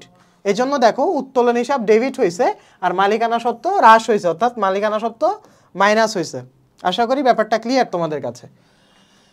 তারপরে নগদান হিসাব ক্রেডিট কেন? কারণ নগদ সম্পদ তোমার হ্রাস পাইছে, এজন্য দেখো সম্পদ হ্রাস। আচ্ছা, এখন আমরা পরের জাবেদাতে যাব। পরের জাবেদায় দেখো কি আছে। 30 নাম্বার, কমিশন পাওয়া গেল। তাহলে কমিশন পাওয়া গেল, এখানে দুইটা জিনিস হচ্ছে। কমিশন আমি যেহেতু পাইছি, তার মানে কি আমার নগদ টাকা বাড়ছে না, এই জন্য নগদান হিসাব ডেবিট হবে। আর দুঃখিত, কমিশনটা পাওয়া গেছে, নগদ টাকা আমি পাইছি, এজন্য নগদান হিসাবটা ডেবিট হবে। আর কমিশন প্রাপ্তি, এটা কিন্তু একটা আয়, আয় বৃদ্ধি পেলে ক্রেডিট হয়, এজন্য প্রাপ্ত কমিশন হবে ক্রেডিট। তা চলো দেখি সলভে কি আছে। এই যে নগদান হিসাব ডেবিট, যেহেতু 3,000 টাকা সম্পদ বৃদ্ধি পাইছে, আর প্রাপ্ত কমিশন হিসাব ক্রেডিট। এই যে আয় বৃদ্ধি পাইছে, আয় কি হয়েছে? বৃদ্ধি পাইছে। আয় বৃদ্ধি পেলে ক্রেডিট হয়। আমি তোমাকে বলছিলাম এটা কিন্তু তোমার মালিকানা সত্ত্বের মধ্যেই পড়ে। তুমি আবার কনফিউজড হয়ে যাও না যে আয়টা কোথা থেকে আসলো, এটা ক্রেডিট কেন হলো। এটা এই জন্য ক্রেডিট হয়েছে যেহেতু এটা আয়। আমি তোমাকে বলছিলাম মালিকানা সত্ত্বের সূত্র কি? সি প্লাস আর মাইনাস ই মাইনাস ডি। এই যে দেখো আরটা যোগ হয়েছে না, আর মানে কি? রেভিনিউ। রেভিনিউ মানে আয়, এটা মালিকানা সত্ত্বকে বৃদ্ধি করছে, এই জন্য দেখো আয় বৃদ্ধি, অর্থাৎ মালিকানা সত্ত্ব বৃদ্ধি। বোঝা গেছে? তো খ নাম্বার আমাদের এখানে শেষ। এখন আমরা গ নাম্বার কোয়েশ্চেন দেখবো কি আছে। আচ্ছা, তো গ নাম্বারে আমাদের সবথেকে যে কোয়েশ্চেনটা আসে লেনদেনে, সেটা হচ্ছে হিসাব সমীকরণের উপর প্রভাব দেখাও। তো প্রথমে আমার 1 তারিখের প্রভাবটা দেখাতে হবে। চলো আমরা ছকে ফিরে যাই অ্যান্সারে। আচ্ছা দেখো, তো এখানে বিবরণী ছক আছে 2021 সালের জানুয়ারি মাসের জন্য। তোমরা এখানে একটা কাজ করবা, এখানে তোমরা অনেকে হচ্ছে আগেই লাইন টেনে ফেলো। আগে লাইন টানবা ঠিক আছে, কিন্তু নিচের এন্ডিংটা আগে টানবা না। নিচের এন্ডিং যদি তুমি আগে টানো তাহলে তোমার প্রবলেম হবে। ওকে, নিচের এন্ডিংটা আগে টানবা না, একটা একটা করে এন্ট্রি তুমি লিপিবদ্ধ করবা। হয় না, রেকর্ড হয় না? আচ্ছা আচ্ছা, তাহলে তুমি কি করবা? এই বিবরণ ছক যখন তুমি করবা তখন তুমি একটা একটা করে এন্ট্রি তুমি লিপিবদ্ধ করবা। আগেই তোমার এখানে তোমার আগে তোমার এই যে এখানে যে ক্লোজিং এন্ট্রিটা টানছে, ক্লোজিংটা আছে, এই ক্লোজিংটা তুমি রাখবা না। ওকে, তো জানুয়ারি 1 তারিখে দেখো কি আছে, যে নগদার আছে, আসবাবপত্র আছে, আর ঋণ আছে। ওকে, তাহলে দেখো নগদে 2,20,000 টাকা। 2,20,000 কোথা থেকে আসলো? 2,20,000 কোথা থেকে আসলো? এই দেখো তোমার আমার কিন্তু খ নাম্বারে করছিলাম, এই যে খ নাম্বার থেকে তুমি দেখবা নগদে 2,20,000 টাকা। এই 2,20,000 টাকা আমি এখানে বসায় দিলাম, নগদেরটা শেষ।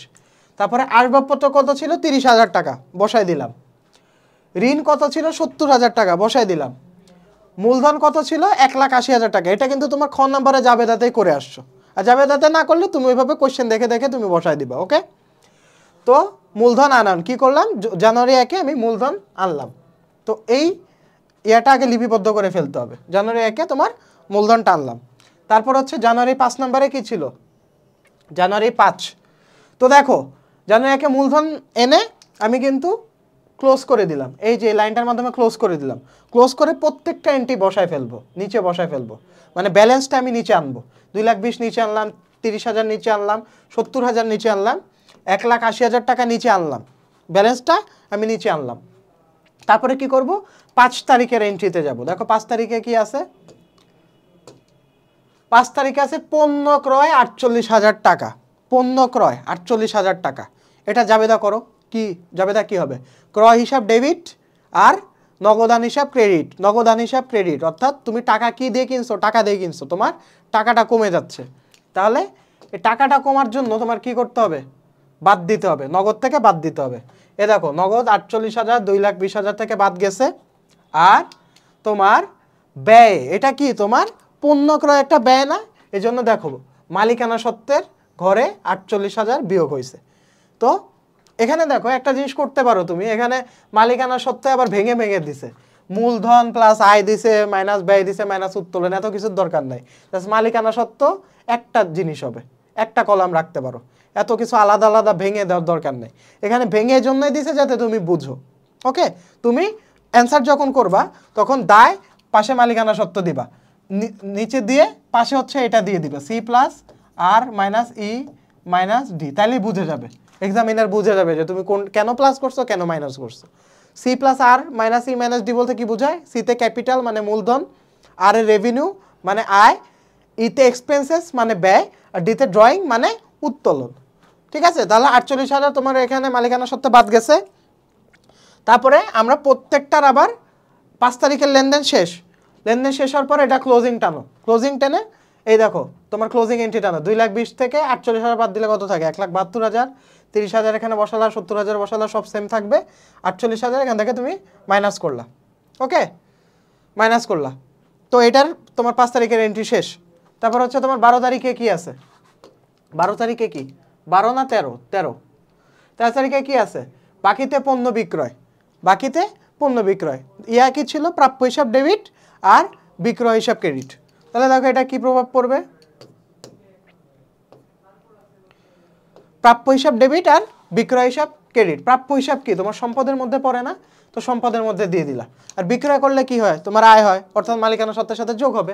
দেখো আয়, আয় কোথায় আছে? আয় এই যে আয় 35,000 দেখো যোগ হয়েছে। তারপর ক্লোজিং টেনে দিলা, প্রত্যেকগুলা তুমি ব্যালেন্স লিখে ফেললা। ওকে, ব্যালেন্স তুমি লিখে ফেললা। তারপর 19 তারিখে যায়, দেখি 19 তারিখে কি আছে। 19 তারিখে উত্তোলন। উত্তোলন এত হাজার টাকা। তাহলে উত্তোলন করলে কি হয়? উত্তোলন হিসাব ডেবিট, নগদান হিসাব ক্রেডিট, অর্থাৎ নগদ থেকে কমে গেছে, আর উত্তোলন করলে ব্যয় হয়েছে, অর্থাৎ মালিকানা সত্ত্ব থেকেও মাইনাস হয়েছে। দেখো তো কি আছে? এই যে নগদ থেকে তোমার 6,000 টাকা কমে গেছে, আর তোমার উত্তোলনে দেখো মালিকানা সত্ত্ব থেকেও কিন্তু তোমার বিয়োগ হয়েছে। তো এটা তুমি ক্লোজ টেনে দিলা। এখন হচ্ছে তোমার সবগুলার নগদের টোটাল কত, এখানে এসছে তোমার লাস্টের ইয়াতে টোটাল ব্যালেন্স। টোটাল ব্যালেন্স প্রত্যেকটা যোগ করবা, নগদেরটা তুমি যোগ বিয়োগ করে বের করলা, প্রাপ্য হিসাবেরটা বের করলা 30,000 30,000, এখানে 70,000 লাস্ট ব্যালেন্স, 70,000 লাস্ট ব্যালেন্স, 1,80,000 টাকা লাস্ট ব্যালেন্স, 1,80,000 নামাও, 35,000 টাকা লাস্ট ব্যালেন্স, 35,000 টাকা নামাও, 48,000 টাকা মাইনাস লাস্ট ব্যালেন্স। দেখো এখানে ব্র্যাকেট দাও মানে কিন্তু মাইনাস বোঝাচ্ছে, ঠিক আছে, এটা একটু খেয়াল রাখবা। তো এখানে নেগেটিভ 48,000, 48,000 নামাও, নেগেটিভ 6,000, 6,000 নামাও। এখন হচ্ছে তোমার দুইটা যোগ করো, যোগ করে দেখবে 1,66,000, 35,000, 30,000 যোগ করলে 2,31,000 টাকা হচ্ছে। তেমনিভাবে 70,000, 1,80,000, 35,000 মাইনাস এই দুইটা দিয়ে 2,31,000 টাকা হচ্ছে। তারপরে এটা তোমার দুইটা দাগ টানবা, দুইটা দাগ টেনে ক্লোজিং এন্ট্রি টেনে দিবা। ওকে, তো এই ছিল মোটামুটি লেনদেন তোমরা কিভাবে এন্ট্রি করবা বা লেনদেনের কোশ্চেনটা তুমি কিভাবে সলভ করবা। আশা করি তোমরা বুঝতে পেরেছো, এই প্রশ্নে কোনো সমস্যা নেই। তো এখন চলো আমরা নেক্সট কোশ্চেনটা সলভ করব। ঢাকা বোর্ডের 2022 সালের 4 নাম্বার কোশ্চেন। ওকে, তো 4 নাম্বার কোশ্চেন চলো দেখি কি আছে।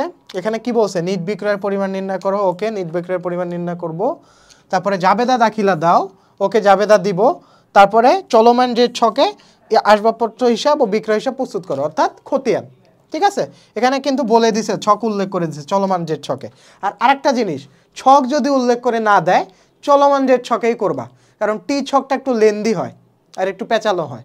টি ছকটা তোমার করার দরকার নেই, যদি না এখানে বলে দেয় যে টি ছকে করো। নর্মালি তুমি চলমান যে ছকে করবা, এটা খুবই ইজি এবং টাইম অত খায় না। ওকে, আর এটা ধরো পরীক্ষার খাতা, আমি তোমাকে খতিয়ান কিভাবে ফার্স্ট করবে এটার একটা ট্রিক্স বলে দিই। আমরা নর্মালি স্টুডেন্টরা কি করি, খতিয়ানটা যখন করি তখন এইভাবে ছক কাটি, একটা একটা করে ছক কাটি, এইভাবে ছক কাটি। এই যে ধরো এখানে তারিখ, এখানে বিবরণ, ঠিক আছে, এখানে ডেবিট, এখানে ক্রেডিট, এখানে জেরের মধ্যে আবার ডেবিট ক্রেডিট। হ্যাঁ, তো আমরা এটা আগে ক্লোজ করে দিই। আচ্ছা, ক্লোজ করো, কোনো সমস্যা নাই, কিন্তু তুমি পরীক্ষার খাতায় তাড়াতাড়ি হওয়ার জন্য তুমি কিভাবে স্কেলটা টানবা আমি বলি। ধরো এটা পরীক্ষার একটা খাতা, এতটুক তোমার পরীক্ষার খাতা, এর মধ্যে তুমি 1 2 3 তিনটা করে রাখবা, 1 2 3 1 2 3, তারপরে স্কেলটা ধরবা একসাথে, 1 এই যে 2 এভাবে কেটে ফেলবা একসাথে, মানে স্কেলটা ধরবা যখন একসাথে তিনটা কেটে ফেলবা, তাহলে কিন্তু তোমার টাইমটা কমতেছে। ঠিক আছে, আবার debit credit, debit credit, debit credit, আবার জেরের ডেবিট ক্রেডিট, জেরের ডেবিট ক্রেডিট, জেরের ডেবিট ক্রেডিট। তো এভাবে করলে কিন্তু তোমার এক্সামে এই যে স্কেলটা ধরবা এভাবে একসাথে তিনটা করে ফেলবা। ওকে, তারপর হচ্ছে তোমার এখানে যেহেতু দুইটা আছে, আসবাবপত্র হিসাব ও বিক্রয় হিসাব প্রস্তুত করো, তার মানে দুইটা করবা, একসাথে কেটে ফেলবা, তাহলে তোমার টাইমটা কম খাবে। তা চলো, প্রথমে নিট বিক্রয়ের পরিমাণ নির্ণয় করতে বলছে। তাহলে নিট বিক্রয়ের পরিমাণ কিভাবে নির্ণয় করব, যে নিট বিক্রয় কোথায় কোথায় আছে এটা আগে খুঁজে বের করব। ঠিক আছে, প্রথমে দেখো জুলাই 3 তারিখ আর 30 তারিখে হচ্ছে নিট বিক্রয়ের এন্ট্রি আছে। ওকে, তাহলে চলো দেখি কোথায় কোথায় কি আছে। দেখো জুলাই 30 তারিখ নগদে বিক্রয় আছে তোমার 25,000 টাকা। জুলাই 3 তারিখ 10% বাট্টায় জনাব আকাশের নিকট বিক্রয়, জনাব আকাশের নিকট বিক্রয়, তার মানে এটা কিন্তু বাকিতে বিক্রয়।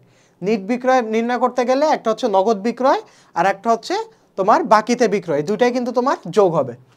তাহলে দেখো নগদ বিক্রয় 25,000 টাকা তুমি লিখলা, আগে যেহেতু উপর থেকে করে নিচে করে আসতে হবে, তাহলে তুমি আগে বাকিতে বিক্রয়টাই লাগো। জনাব আকাশের নিকট বিক্রয় এটা 40,000 টাকা বাকিতে বিক্রয়, তাহলে 40,000 থেকে এটা বাট্টাটা বাদ যাবে। এটা কি বাট্টা, তোমার বিক্রয় বাট্টা। তাহলে 40,000 10% কত, 4,000, এই 4,000টা তোমার বাদ যাবে। তারপরে বাদ দিয়ে যেটা থাকবে ওইটার সাথে 50,000 সরি কত 25,000 যোগ হবে। দেখো কি করছে, দেখো সেম কাজটাই করছে। 40,000 থেকে 40,000 10% বাদ দিছে, 4,000 বাদ দিলে কত থাকে 36,000, আর নগদে বিক্রয়টা যোগ করছে 25,000। টোটাল নিট বিক্রয়ের পরিমাণ কত 61,000। খুবই ইজি, আশা করি তোমাদের কোনো প্রবলেম নেই বুঝতে। চলো নেক্সট কোশ্চেন কি, লেনদেনগুলো জাবিদা দাখিলা দাও, ব্যাখ্যার প্রয়োজন নেই। দেখো এখানে একটা জিনিস উল্লেখ করছে, ব্যাখ্যার প্রয়োজন নেই, তাহলে তোমার কাজ কমে গেছে, ব্যাখ্যার দরকার নাই যেহেতু প্রয়োজন নাই বলছে। আর যদি এটা উল্লেখ করা না থাকে তাহলে অবশ্যই ছোট একটা ব্যাখ্যা দিবা। আর ব্যাখ্যা লেখার ট্রিক্স বলে দিই, তোমরা অনেকেই বলো যে ভাইয়া ব্যাখ্যা কি দিব, এটাই তো মাথায় আসে না। ব্যাখ্যা তুমি যা করছো সেটারই ব্যাখ্যা দিবা। দেখো আমি তোমাকে একটা উদাহরণ দিই,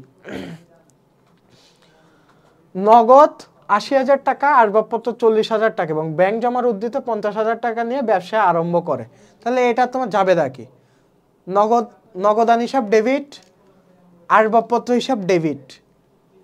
ঠিক আছে, ব্যাংক জমার উদ্ধৃত কি হবে, ব্যালেন্স বিডি বা ব্যাংক হিসাব ডেবিট। আর এখানে কি ক্রেডিট হবে, তোমার আর এখানে ক্রেডিট হবে নগদান হিসাব, তোমার নগদ ৮০,০০০ টাকা, আসবাবপত্র ৪০,০০০ টাকা, আর ব্যাংক জমার উদ্দেশ্যে ৫০,০০০। আচ্ছা, এখানে ক্রেডিট হবে তোমার মূলধন হিসাব, এটা তুমি লিখলা। তার মানে এখানে কিন্তু কি করছে, ব্যবসা আরম্ভ করছে। তার মানে তুমি লিখবা যে এখানে এত হাজার টাকার নিয়ে মূলধন আনয়ন করা হলো, এত হাজার টাকার মূলধন আনয়ন করা হলো, এটাই তোমার ব্যাখ্যা। তুমি যা করছো সেটাই তোমার ব্যাখ্যা। তো চলো আমরা সলভে যাই, সলভে গেলে বুঝবো। আচ্ছা, এখানে বলছে জুলাই ৯ তারিখের জাবেদা দাখিলা দাও। তো জুলাই ৯ তারিখে কি ছিল এন্ট্রিটা, চলো দেখে নিই। ৫% বাট্টায় নগদ ক্রয় ৩০,০০০ টাকা, ৫% বাট্টায় নগদ ক্রয়, তাহলে এখানে বাট্টাটা বাদ যাবে। আচ্ছা, বাট্টাটা না হয় বাদ গেল। তো এখানে ক্রয় হিসাব ডেবিট, নগদান হিসাব ক্রেডিট। ক্রয় হিসাব ডেবিট, নগদান হিসাব ক্রেডিট। কেন ক্রয় হিসাব ডেবিট হলো, যেহেতু এটা বাই, তাই ক্রয় হিসাব ডেবিট হয়েছে। আর নগদান হিসাব কেন ক্রেডিট হলো, যেহেতু নগদ টাকাটা মাইনাস হয়ে গেছে। আর ক্রয় হিসাবে কতটুক আসবে, বাট্টাটা বাদ দিয়ে যা থাকে সেটা আসবে। ৩০,০০০ মাইনাস ৩০,০০০ এর ৫% বাদ দিয়ে যেটা থাকবে ওইটা হচ্ছে ৮,৫০০। অর্থাৎ ক্রয় হিসাব ডেবিট, নগদান হিসাব ক্রেডিট। তো জুলাই ৯ গেল। তারপরে দেখি জুলাই ১৫তে কি আছে, ব্যক্তিগত প্রয়োজনে ব্যাংক হতে উত্তোলন। আচ্ছা, ব্যক্তিগত প্রয়োজনে ব্যাংক থেকে উত্তোলন, এখানে দুই টাইপের জাবেদা আসতে পারে, একটা ব্যক্তিগত প্রয়োজনে আর একটা ব্যবসার প্রয়োজনে। এখানে যেহেতু ব্যক্তিগত প্রয়োজনে আছে, তাই ব্যাংক হতে যেহেতু উত্তোলন হয়েছে, তাই উত্তোলন হিসাব ডেবিট হবে আর ব্যাংক হিসাব ক্রেডিট হবে। ব্যক্তিগত প্রয়োজনে উত্তোলন করছে, কোথা থেকে উত্তোলন করছে, ব্যাংক থেকে। উত্তোলন যেহেতু করছে তার মানে এটা আমার একটা খরচ, ব্যবসা থেকে নিছে, তাই উত্তোলন হিসাব ডেবিট আর ব্যাংক হিসাব ক্রেডিট। ওকে, তেমনিভাবে 23 তারিখে কি বলা আছে, 23 তারিখে দেখো বিনিয়োগ হিসাব ডেবিট আছে, ব্যাংক হিসাব ক্রেডিট আছে। কেন বিনিয়োগ হিসাব ডেবিট আছে 23 তারিখে, রূপালী লিমিটেডের শেয়ার ক্রয় ৫০,০০০ টাকা। এই যে শেয়ার যেহেতু ক্রয় করছে, তার মানে এটা একটা বিনিয়োগ, আর বিনিয়োগ যেহেতু সম্পদ, তাই বিনিয়োগটা ডেবিট হয়েছে। বিনিয়োগটা কি হয়েছে, ডেবিট হয়েছে। বিনিয়োগ হিসাব ডেবিট আর ব্যাংক হিসাব ক্রেডিট। কোত্থেকে ক্রয় করছে, যেহেতু রূপালী লিমিটেড কি একটা তোমার ব্যাংক, এখান থেকে ক্রয় করছে, তাই ব্যাংক হিসাব ক্রেডিট হয়েছে, যেহেতু ব্যাংক থেকে টাকাটা গেছে। ওকে, আচ্ছা, তো 23 তারিখে গেল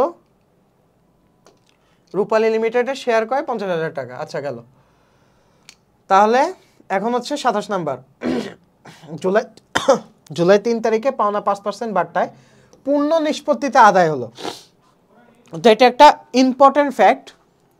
কি হয়েছে, ৩ তারিখে পাওনা বাট্টায় পূর্ণ নিষ্পত্তিতে আদায় হলো, এইটা কিন্তু অনেক ইম্পর্টেন্ট একটা জাবেদা। এটার জন্য দেখো জুলাই ৩ তারিখে কি ছিল, 10% বাট্টায় জনাব আকাশের নিকট বিক্রয় করছে। এটার মধ্যে ৩ তারিখে যে পাওনাটা ছিল এটা 5% বাট্টায় পূর্ণ নিষ্পত্তিতে আদায় হয়েছে। তার মানে 5% বাট্টা দিয়ে পুরাটা আমি টাকাটা পাইছি। তাহলে এটা হিসাব কেমনে করতে হয় চলো দেখি। তাহলে দেখো, নগদান হিসাব ডেবিট, প্রদত্ত বাট্টা কত, 5% ছিল, প্রদত্ত বাট্টা ১,৮০০, অর্থাৎ 5% করবা, যে টাকাটা ছিল ১,৮০০। আর প্রাপ্য হিসাব জনাব আকাশ ৩৬,০০০ টাকা। তাহলে টোটাল ৩৬,০০০ টাকা হচ্ছে তোমার প্রাপ্য হিসাব। তাহলে এইটা তোমার ক্যালকুলেশনটা কিভাবে করছে দেখো, এখানে বলছে যে ৫% বাট্টায় পূর্ণ নিষ্পত্তিতে আদায় হলো, এখানে ৪০,০০০ ছিল। তাহলে তুমি দেখো এখানে কিন্তু তোমার ৩৬,০০০ টাকা আছে, যে আকাশের নিকট বিক্রয় ৪০,০০০ থেকে তোমার ওই 10%টা বাদ দিছিল, কত ছিল ৩৬,০০০। এই ৩৬,০০০ আবার 5%, ওকে, এটার 5% করছে। এ দেখো এটার 5% কত আসে, ১,৮০০। তো বাকি যেটা থাকবে ওইটা কি তোমার নগদান হিসাব, মানে ১,৮০০ টাকা বাদ দিয়ে যা থাকবে সেটা হচ্ছে পূর্ণ নিষ্পত্তিতে আদায় করছি। ওকে, তাহলে একটা জিনিস মাথায় রাখবা, যে পূর্ণ নিষ্পত্তিতে আদায় করা বোঝাতে হলে তোমার যে বাট্টাটা থাকবে ওই বাট্টাটা তুমি বাদ দিবা, বাদ দিয়ে যেটা থাকবে বাকিটুকু তার মানে আমরা আদায় করছি। তো বাকিটুকু যাবে নগদান হিসাবে, প্রদত্ত বাট্টা হিসাবে ওই 5%-এর হিসাবটা যাবে, আর প্রাপ্য হিসাবে টোটালটা যাবে ৩৬,০০০। ওকে, আশা করি তোমাদের ক্লিয়ার হয়েছে বিষয়টা। তো খ নাম্বার তোমরা বুঝতে পেরেছো। এখন গ নাম্বারে চলো দেখি কি বলা আছে। গ নাম্বারে বলা আছে যে তোমার চলমান যে ছকে আসবাবপত্র হিসাব ও বিক্রয় হিসাব প্রস্তুত করো। তার মানে দেখো এখানে আসবাবপত্র বিক্রয় আছে 15,000 টাকা, ঠিক আছে। তারপরে বিক্রয় হিসাব আছে নগদ বিক্রয়, তারপরে হচ্ছে তোমার ধারে বিক্রয় আছে। তো চলো এটা কিভাবে আমরা সলভ করব দেখে নিই। তো প্রথমে আসি আসবাবপত্র হিসাবে।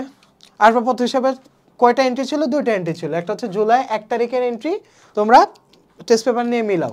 জুলাই 1 তারিখে কি ছিল? মূলধন হিসাব ছিল। মূলধন হিসাব কত ছিল? 40,000 টাকা, ঠিক আছে। আসবাবপত্র হিসাব তোমার ডেবিট, মূলধন হিসাবের বিপরীতে যেহেতু হয়েছে এই জন্য মূলধন হিসাব ক্রেডিট। আসবাবপত্র ডেবিট, মূলধন ক্রেডিট, ওকে। তো আসবাবপত্র হিসাব যেহেতু ডেবিট হয়েছে 40,000 ডেবিটে লিখে নিলা, যে 40,000 ডেবিটে এনে ফেললা। আর কোন হিসাবের বিপরীত হয়েছে? মূলধন হিসাবের বিপরীত হয়েছে, এই জন্য মূলধন হিসাব লিখবা, ঠিক আছে। তারপরে এখানে আসবাবপত্র হিসাব ক্রেডিট হয়েছে, 20 তারিখে ক্রেডিট হয়েছে। কোন হিসাবের বিপরীতে ক্রেডিট হয়েছে? নগদান হিসাবের বিপরীতে ক্রেডিট হয়েছে। তাই দেখো ক্রেডিট 15,000 টাকা বাদ দিলাম, 40 থেকে 15 গেলে কত থাকে? 25,000। 25,000 ডেবিটের ঘরে দিলাম, ওকে। তাহলে এটা গেল তোমার আসবাবপত্র হিসাব। এখন হচ্ছে বিক্রয় হিসাব।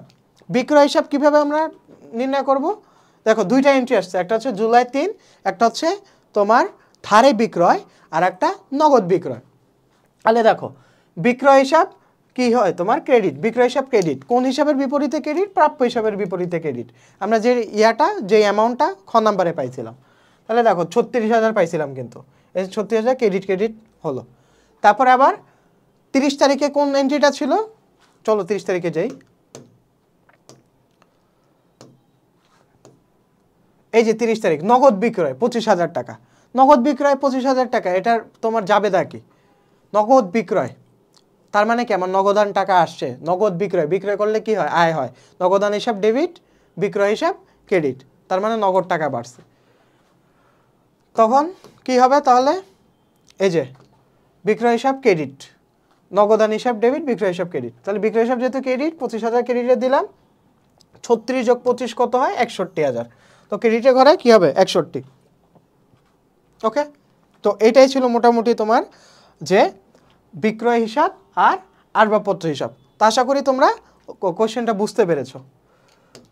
তো 4 নাম্বার কোশ্চেন এখানে সলভ হয়েছে। তো আশা করি তোমরা 4 নাম্বার পর্যন্ত কোশ্চেনটা বুঝতে পেরেছো। এখন আমরা 5 নাম্বার কোশ্চেন সলভ করব। তো 5 নাম্বার কোশ্চেন কি আছে? নগদান বই থেকে তোমার কোশ্চেন আসে। নগদান বই এই চ্যাপ্টারটা থেকে তোমার কোশ্চেন আসে। তো এখানে প্রথমে আমরা কোশ্চেনটা অ্যানালাইসিস করি। চলো দেখি কি আছে। এখানে বলছে প্রদত্ত নগদ বার্তার পরিমাণ নির্ণয় করো, উপযুক্ত লেনদেনগুলো দ্বারা নগদ প্রাপ্তি জাবেদা প্রস্তুত করো, তারপরে উপযুক্ত লেনদেনগুলো দ্বারা একটি উপযুক্ত নগদান বই প্রস্তুত করো। এখানে একটা তোমার ট্রিক্স আছে যে উপযুক্ত নগদান বই। এখন আমরা জানি নগদান বই 1 ঘরা হতে পারে, 2 ঘরা হতে পারে, 3 ঘরা হতে পারে। তাই এটা উপযুক্ত কোনটা এটা আমি বুঝবো কিভাবে? তো এটা বোঝার আইডেন্টিফাই করার উপায় হচ্ছে যে দেখবা এখানে তোমার বার্তা শব্দটা আছে কিনা, অর্থাৎ প্রদত্ত বার্তা বা প্রাপ্ত বার্তা আছে কিনা। যদি প্রাপ্ত বার্তা প্রদত্ত বার্তা থাকে, দেখো 5% বার্তায় পূর্ণ নিষ্পত্তিতে আদায় হলো, তার মানে কি? তোমার প্রাপ্ত বার্তা, ঠিক আছে। তো এটা যেহেতু আছে তার মানে বুঝবা এটার জন্য উপযুক্ত বই হচ্ছে 3 ঘরা নগদান বই, ওকে। তাহলে যদি তোমার বার্তা বা প্রাপ্ত বার্তা উল্লেখ থাকে তাহলে বুঝবা যে এটা 3 ঘরা নগদান বই, ঠিক আছে। এটা একটা তোমার ছোট্ট একটা ট্রিক্স। তাহলে দেখো প্রথমে বলছে প্রদত্ত নগদ বার্তার পরিমাণ নির্ণয় করো, অর্থাৎ তোমার কত টাকার নগদ বার্তা তোমার প্রদত্ত ছিল। তো চলো এটা নির্ণয় করি। প্রথমে সলভে চলে যাই। আচ্ছা, তো এখানে দেখো সলভে আছে জনাব সাগরকে প্রদত্ত বার্তা। জনাব সাগরকে প্রদত্ত বার্তা ছিল 28,000 টাকা, ঠিক আছে। তো এটা হচ্ছে এপ্রিল 27 তারিখের এন্ট্রি। দেখো এখানে জনাব সাগরের নিকট পাওনা টাকার 5% বার্তায় পূর্ণ নিষ্পত্তিতে আদায় হলো। তো জনাব সাগরের নিকট পাওনা টাকার এটার মানে কি? যে জনাব সাগর থেকে আমি টাকা পেতাম, জনাব সাগরের থেকে আমি টাকা পেতাম, সে টাকাটা দিতে চাচ্ছিল না, ঠিক আছে। অনেকে আছে টাকা দিতে চায় না, বিভিন্ন দোকানে গেলে দেখবা যে কাস্টমাররা বাকি খেয়ে যায়, টাকা দিতে চায় না। তো তখন দোকানদার বলে যে ভাই ঠিক আছে, আপনাকে আমি 5% বার্তা দিয়ে দিলাম, আপনি আমাকে টাকাটা দেন, আপনারা আমি ডিসকাউন্ট দিয়ে দিলাম, আপনার এই টাকা দেওয়া লাগবে না, আপনার 36,000 টাকা দেওয়া লাগবে না, আপনারা 10% আমি ডিসকাউন্ট দিলাম, আপনি 3600 টাকা মাইনাস করে দেন। তখন হচ্ছে 5,000 টাকাটা দিয়ে দেয়। তো জনাব সাগরে এমন একটা লোক, যে লোকটা টাকাটা দিতে চাচ্ছিল না, তো তাকে লোভ দেখানোর জন্য বা সে যেন টাকাটা দেয়, তার পাওনা টাকাটা আদায় করার জন্য আমি তাকে একটু লোভ দেখালাম যে 5% তোমাকে আমি বাট্টা দিব, যদি তুমি আমাকে এখন এই টাকাটা দিয়ে দাও। তো রাজি হয়ে গেছে, ঠিক আছে। ও রাজি হয়ে যাওয়ার পরে তখন আমরা ওর কাছ থেকে আদায় করছি। তো তাকে যে বাট্টাটা আমরা দিছি সেটা হচ্ছে প্রদত্ত বাট্টা। আর যেই বাট্টাটা আমরা পাইছি, তুমি যদি মিস্টার সাগর হও, তুমি মানে কোশ্চেনটা যখন সলভ করবা তখন বুঝবা তুমি এই কোম্পানি। তোমার কোম্পানি কি? তুমি হচ্ছে সৈকত, সৈকতের ব্যবসায় তুমি হচ্ছে সৈকত, ঠিক আছে। তুমি যদি সৈকত হও, ঠিক আছে, তাহলে তুমি হচ্ছে বাট্টাটা দিছো। আর তুমি যদি কারো কাছ থেকে এরকম, তুমি যদি সাগর হও তাহলে তুমি বাট্টাটা পাইছো। সাগরের জন্য এটা প্রাপ্ত বাট্টা, তোমার জন্য এটা প্রদত্ত বাট্টা। বোঝা গেছে? M I clear? ওকে, তাহলে দেখো নগদ বাট্টা পরিমাণ নির্ণয় করো, খুবই ইজি। জনাব সাগরের নিকট কত টাকা পাইতো? এখানে দেখো, এই যে জনাব সাগরের নিকট পণ্য বিক্রয় 28,000 টাকা। এই যে জনাব সাগরের নিকট পণ্য বিক্রয় 28,000 টাকা। 28,000-এর 5% দিবা, যেটা দিবা ওটাই হচ্ছে তোমার প্রদত্ত বাট্টা।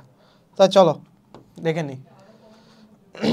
এই যে জনাব সাগরকে প্রদত্ত বাট্টা 28,000-এর 5% কত হবে? 1400। 1400টাই হচ্ছে তোমার প্রদত্ত বাট্টা, ঠিক আছে।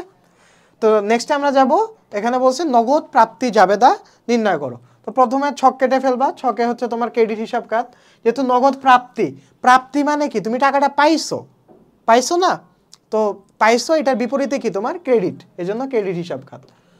নগদান ডেবিট, প্রদত্ত বাট্টা ডেবিট, বিক্রয় ক্রেডিট, প্রাপ্য হিসাব ক্রেডিট, অন্যান্য হিসাব ক্রেডিট, ঠিক আছে। তো এইভাবে তুমি কোনটা কোনটা নগদান ডেবিট হবে, প্রদত্ত বাট্টা ডেবিট হবে।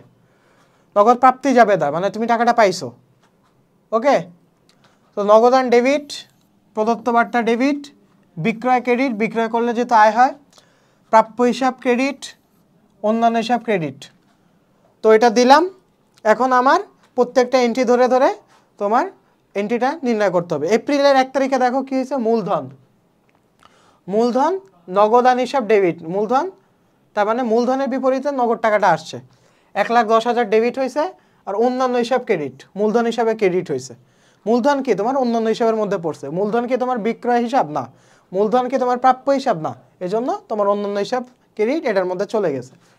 তাহলে চলো আমরা কোশ্চেনে ফিরে যাই, কেন আমরা এটা করলাম আরও তোমার ডিটেলসে দেখে আসি। দেখো এপ্রিল 1 তারিখে কি আছে? জনাব সৈকত নগদ 45,000 টাকা ও 65,000 টাকার ব্যাংক জমা নিয়ে ব্যবসায় আরম্ভ করলেন। তার মানে কি? নগদান হিসাব ডেবিট, ব্যাংক হিসাব ডেবিট, আর মূলধন হিসাব ক্রেডিট। তাহলে মূলধন হিসাব ওই যে ক্রেডিট হিসাব খাতের জন্য আমরা দেখো প্রাপ্তি জাবেদায় কি করছি? প্রাপ্তি জাবেদায় এই যে ক্রেডিট হিসাব খাতের জায়গায় মূলধন হিসাবটা দিছি। আর যেহেতু নগদান হিসাব ডেবিট ছিল, এই যে নগদ ডেবিট ছিল, এজন্য নগদ 1,10,000 দিলাম, ওকে।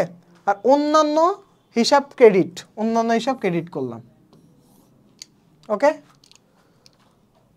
তারপরে হচ্ছে বিক্রয়,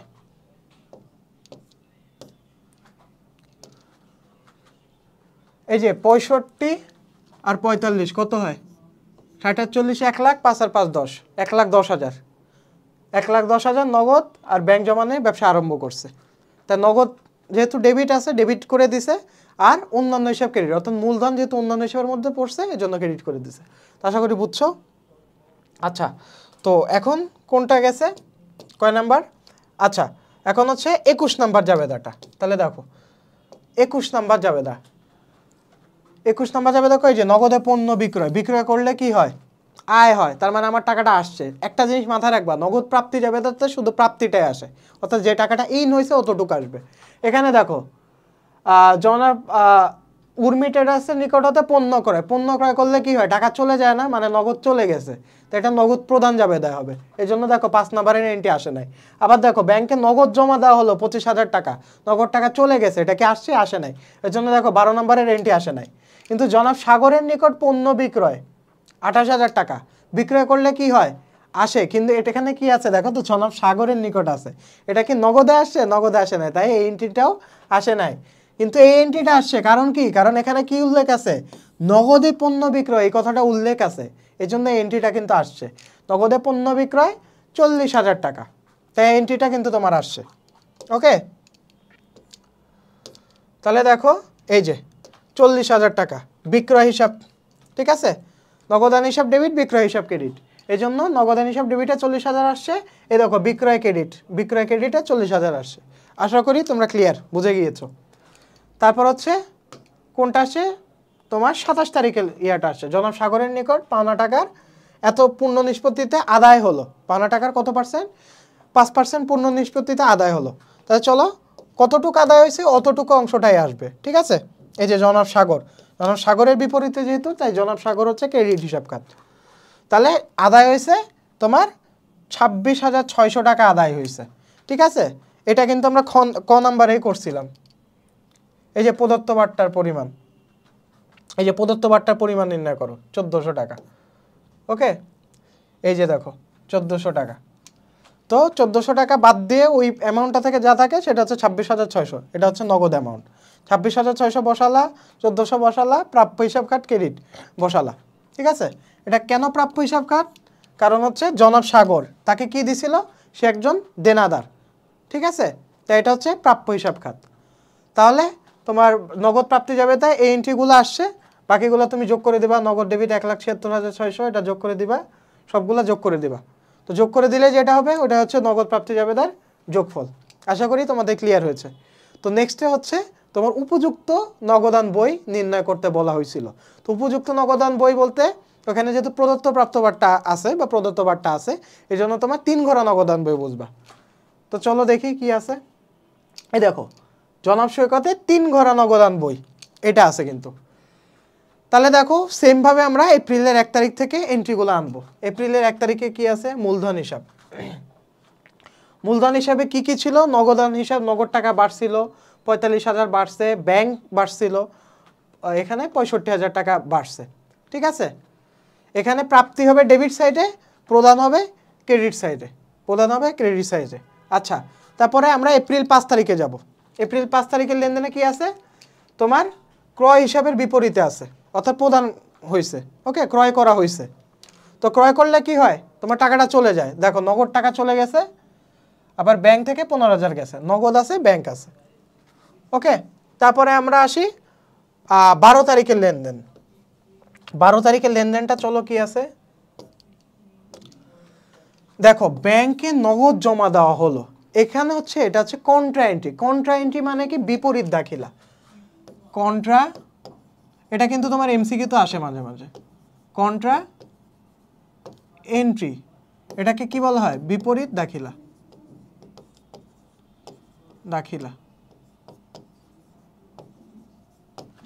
কন্ট্রা এন্ট্রিকে তুমি সি দিতে পারো, বাংলা সি দিতে পারো, বা ক দিতে পারো, কন্ট্রা দাখিলা, তো এটা দিতে পারো। তো কন্ট্রা দাখিলা কি? কন্ট্রা দাখিলার মধ্যে মানে তোমার দুইটারই একই হিসাব খাত, মানে একটা হিসাব খাত বাড়লে আর একটা হিসাব খাত কমবে। একই হিসাব খাত বলতে আমি কি বোঝাচ্ছি? যে সম্পদ, একটা সম্পদ বাড়লে আর একটা সম্পদ যদি কমে তাহলে ওইটাকে বলা হয় আমরা কন্ট্রা এন্ট্রি। কেন কন্ট্রা এন্ট্রি বলা হচ্ছে? যেহেতু একটা সম্পদ বাড়তেছে, ওইটা বাড়ার কারণে আর একটা সম্পদ কমতেছে, এই জন্য এটা হচ্ছে বিপরীত দাখিলা। দেখো নগদে পণ্য বিক্রয়, ঠিক আছে, সরি, ব্যাংকে নগদে জমা দেওয়া হলো, ব্যাংকে নগদ জমা দেওয়া হলো, এটা একটা কন্ট্রা এন্ট্রি। কেন এটা কন্ট্রা এন্ট্রি? কারণ কোথায় জমা দিছে? ব্যাংকে জমা দিছে, ব্যাংকটা প্লাস হয়ে গেছে। কি কমে গেছে? নগদ কমে গেছে, তো নগদটা মাইনাস হয়ে গেছে। তাহলে দেখো এই এন্ট্রিটা কিন্তু দুই জায়গায় আসবে, একবার প্রাপ্তিতে আসবে আর একবার প্রদানে আসবে। প্রাপ্তি কি হয়েছে? ব্যাংকে নগদ জমা দেওয়া হয়েছে, এই জন্য ব্যাংকটা প্রাপ্তি, আর নগদটা প্রদান। তাহলে দেখো 12 নাম্বার এন্ট্রিটা কিন্তু এর জন্য দুইবার আসছে। এই দেখো নগদান হিসাব, নগদান হিসাবের বিপরীতে ব্যাংক হিসাব ডেবিট হয়েছে আর নগদান হিসাব ক্রেডিট হয়েছে। এই দেখো নগদান হিসাব ক্রেডিট হয়েছে, এটা হচ্ছে ব্যাংকের বিপরীতে, ঠিক আছে। এই জন্য দুইটা সি এন্ট্রি দিছে, কন্ট্রা এন্ট্রি। সি মানে কি? তোমার কন্ট্রা এন্ট্রি। তেমনিভাবে 21 তারিখের লেনদেনে কি আছে? বিক্রয় হিসাব, বিক্রয় হিসাবের বিপরীতে, অর্থাৎ নগদ তোমার ডেবিট হয়েছে, ঠিক আছে, নগদ ডেবিট হয়েছে, অর্থাৎ নগদ টাকা আমি পাইছি, বিক্রয় করছি, পণ্য বিক্রয় করছি, তাই এই জন্য নগদে 40,000 টাকা আসলো, ওকে। এখন হচ্ছে 22 তারিখের লেনদেনে দেখো কি আছে। 22 তারিখে তোমার প্রদেয় হিসাবের বিপরীতে নগদ টাকা চলে গেছে, মানে উর্মিরে আমি পরিশোধ করে দিছি। উর্মি ট্রেডার্স যেহেতু আমার পাওনাদার, তাকে আমি পরিশোধ করে দিছি। কি পরিশোধ করছি? 14,500 টাকা পরিশোধ করছি, ঠিক আছে। পরিশোধ করার জন্য সে আমাকে বাট্টা দিছিল, ওই বাট্টা খরচের পরিমাণটা এখানে আসবে। যেহেতু আমি বাট্টাটা পাইছি তাই এটার নাম হচ্ছে প্রাপ্ত বাট্টা। ওকে, প্রদেয় হিসাব উর্মি ট্রেডার্স 500 14,500। তাহলে চলো এটা দেখি হিসাবটা কিভাবে হয়েছে। 22 তারিখ। আচ্ছা, উর্মি ট্রেডার্সের নিকট আমাদের দেনা, দেখো কি বলা আছে, আমাদের দেনা 15,000 টাকার পূর্ণ নিষ্পত্তিতে পরিশোধ করা হলো, মানে আমরা পরিশোধ করছি। ঠিক আছে, মানে উর্মি ট্রেডার্স আমাদের থেকে টাকাটা পাইতো। ঠিক আছে, কত টাকা পাইতো? 15,000 টাকা।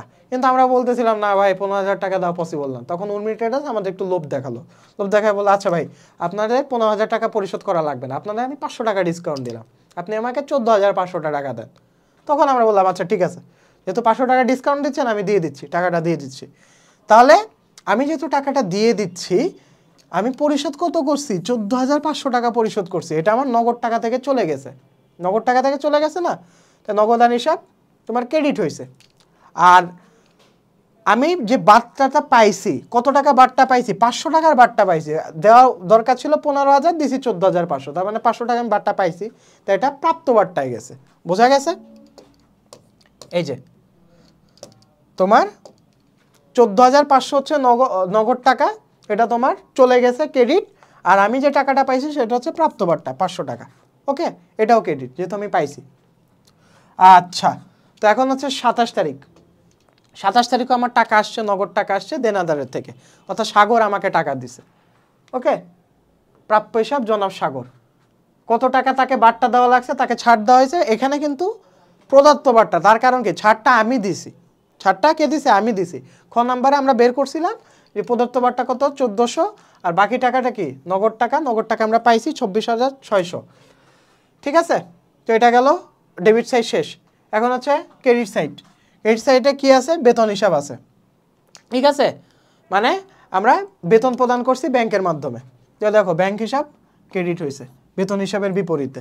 ওকে, তো এখন হচ্ছে আমাদের কাজ হচ্ছে সব কিছু যোগ করে দাও। এটা যোগ করলাম, এটা যোগ করলাম, এটা যোগ করলাম, তিনটা যোগ করলাম। তারপরে ব্যালেন্স সিডি। ব্যালেন্স সিডি হচ্ছে, ব্যালেন্স সিডিটা কখন লিখব? যখন তোমার জমাতিরিক্ত থাকবে। ব্যালেন্স সিডি 52,100 হচ্ছে কি তোমার জমাতিরিক্ত, 63,000 কি তোমার জমাতিরিক্ত। ওকে, ব্যালেন্স সিডিটা আবার এই ব্যালেন্স যে সিডিটা থাকবে এটা আবার পরের বছরে ব্যালেন্স বিডিতে নিয়ে আসতে হবে। ব্যালেন্স সিডিটা তুমি কীভাবে নির্ণয় করবা? 1400, 1,11,600, 90,000 এটা যোগ করবা। সেমভাবে 500, 1,11,600, 90,000 এটা দিবা। ডেবিটটা ক্রেডিটটা লিখবা। লিখে যে পার্থক্যটা থাকবে, ডেবিট ক্রেডিটের যে পার্থক্যটা থাকবে ওইটাই হচ্ছে ব্যালেন্স সিডি। ব্যালেন্স সিডিটা কি? ডেবিট অ্যান্ড ক্রেডিটের পার্থক্যটা, ডেবিট মাইনাস ক্রেডিট, এটার পার্থক্য যেটা সেটা হচ্ছে তোমার ব্যালেন্স সিডি। এই যে 52,100 এটা অবশ্যই তোমার নগদ টাকার ডেবিট। নগদ টাকা কত ছিল এটা যোগ করে এখানে ক্রেডিটগুলো বাদ দিয়ে যেটা থাকছে সেটা হচ্ছে 52,100। তেমনিভাবে ব্যাংকের 65,000, 25,000 কত হয়? 90,000। 90,000 এখানে কত ছিল? 15,000 আর 12,000 কত হয়? 15 আর 10 কত? 25 আর 2 27। তাহলে 90,000 থেকে 27,000 বাদ দিলে কত থাকে? 63,000। এই দেখো 63,000। ঠিক আছে, তো এই ব্যালেন্স সিডিটা আমার পরের বছরের ব্যালেন্স বিডিতে নিয়ে যাব পরের মাসের। ওকে, তাহলে এটা কি মাস ছিল? এপ্রিল মাস। পরের মাস কি হবে? মে। মেয়ের ব্যালেন্স বিডি। তো এটাই হচ্ছে তোমার মূলত 3 ঘোড়া নগদান বই আমার শেষ হয়ে গেল। আশা করি তোমরা কোয়েশ্চেনটা বুঝতে পেরেছো এবং তোমরা ঠিকঠাক মতো সলভ করতে পারবে। ওকে, তো নেক্সটে আমরা 6 নম্বর কোয়েশ্চেনটা সলভ করব।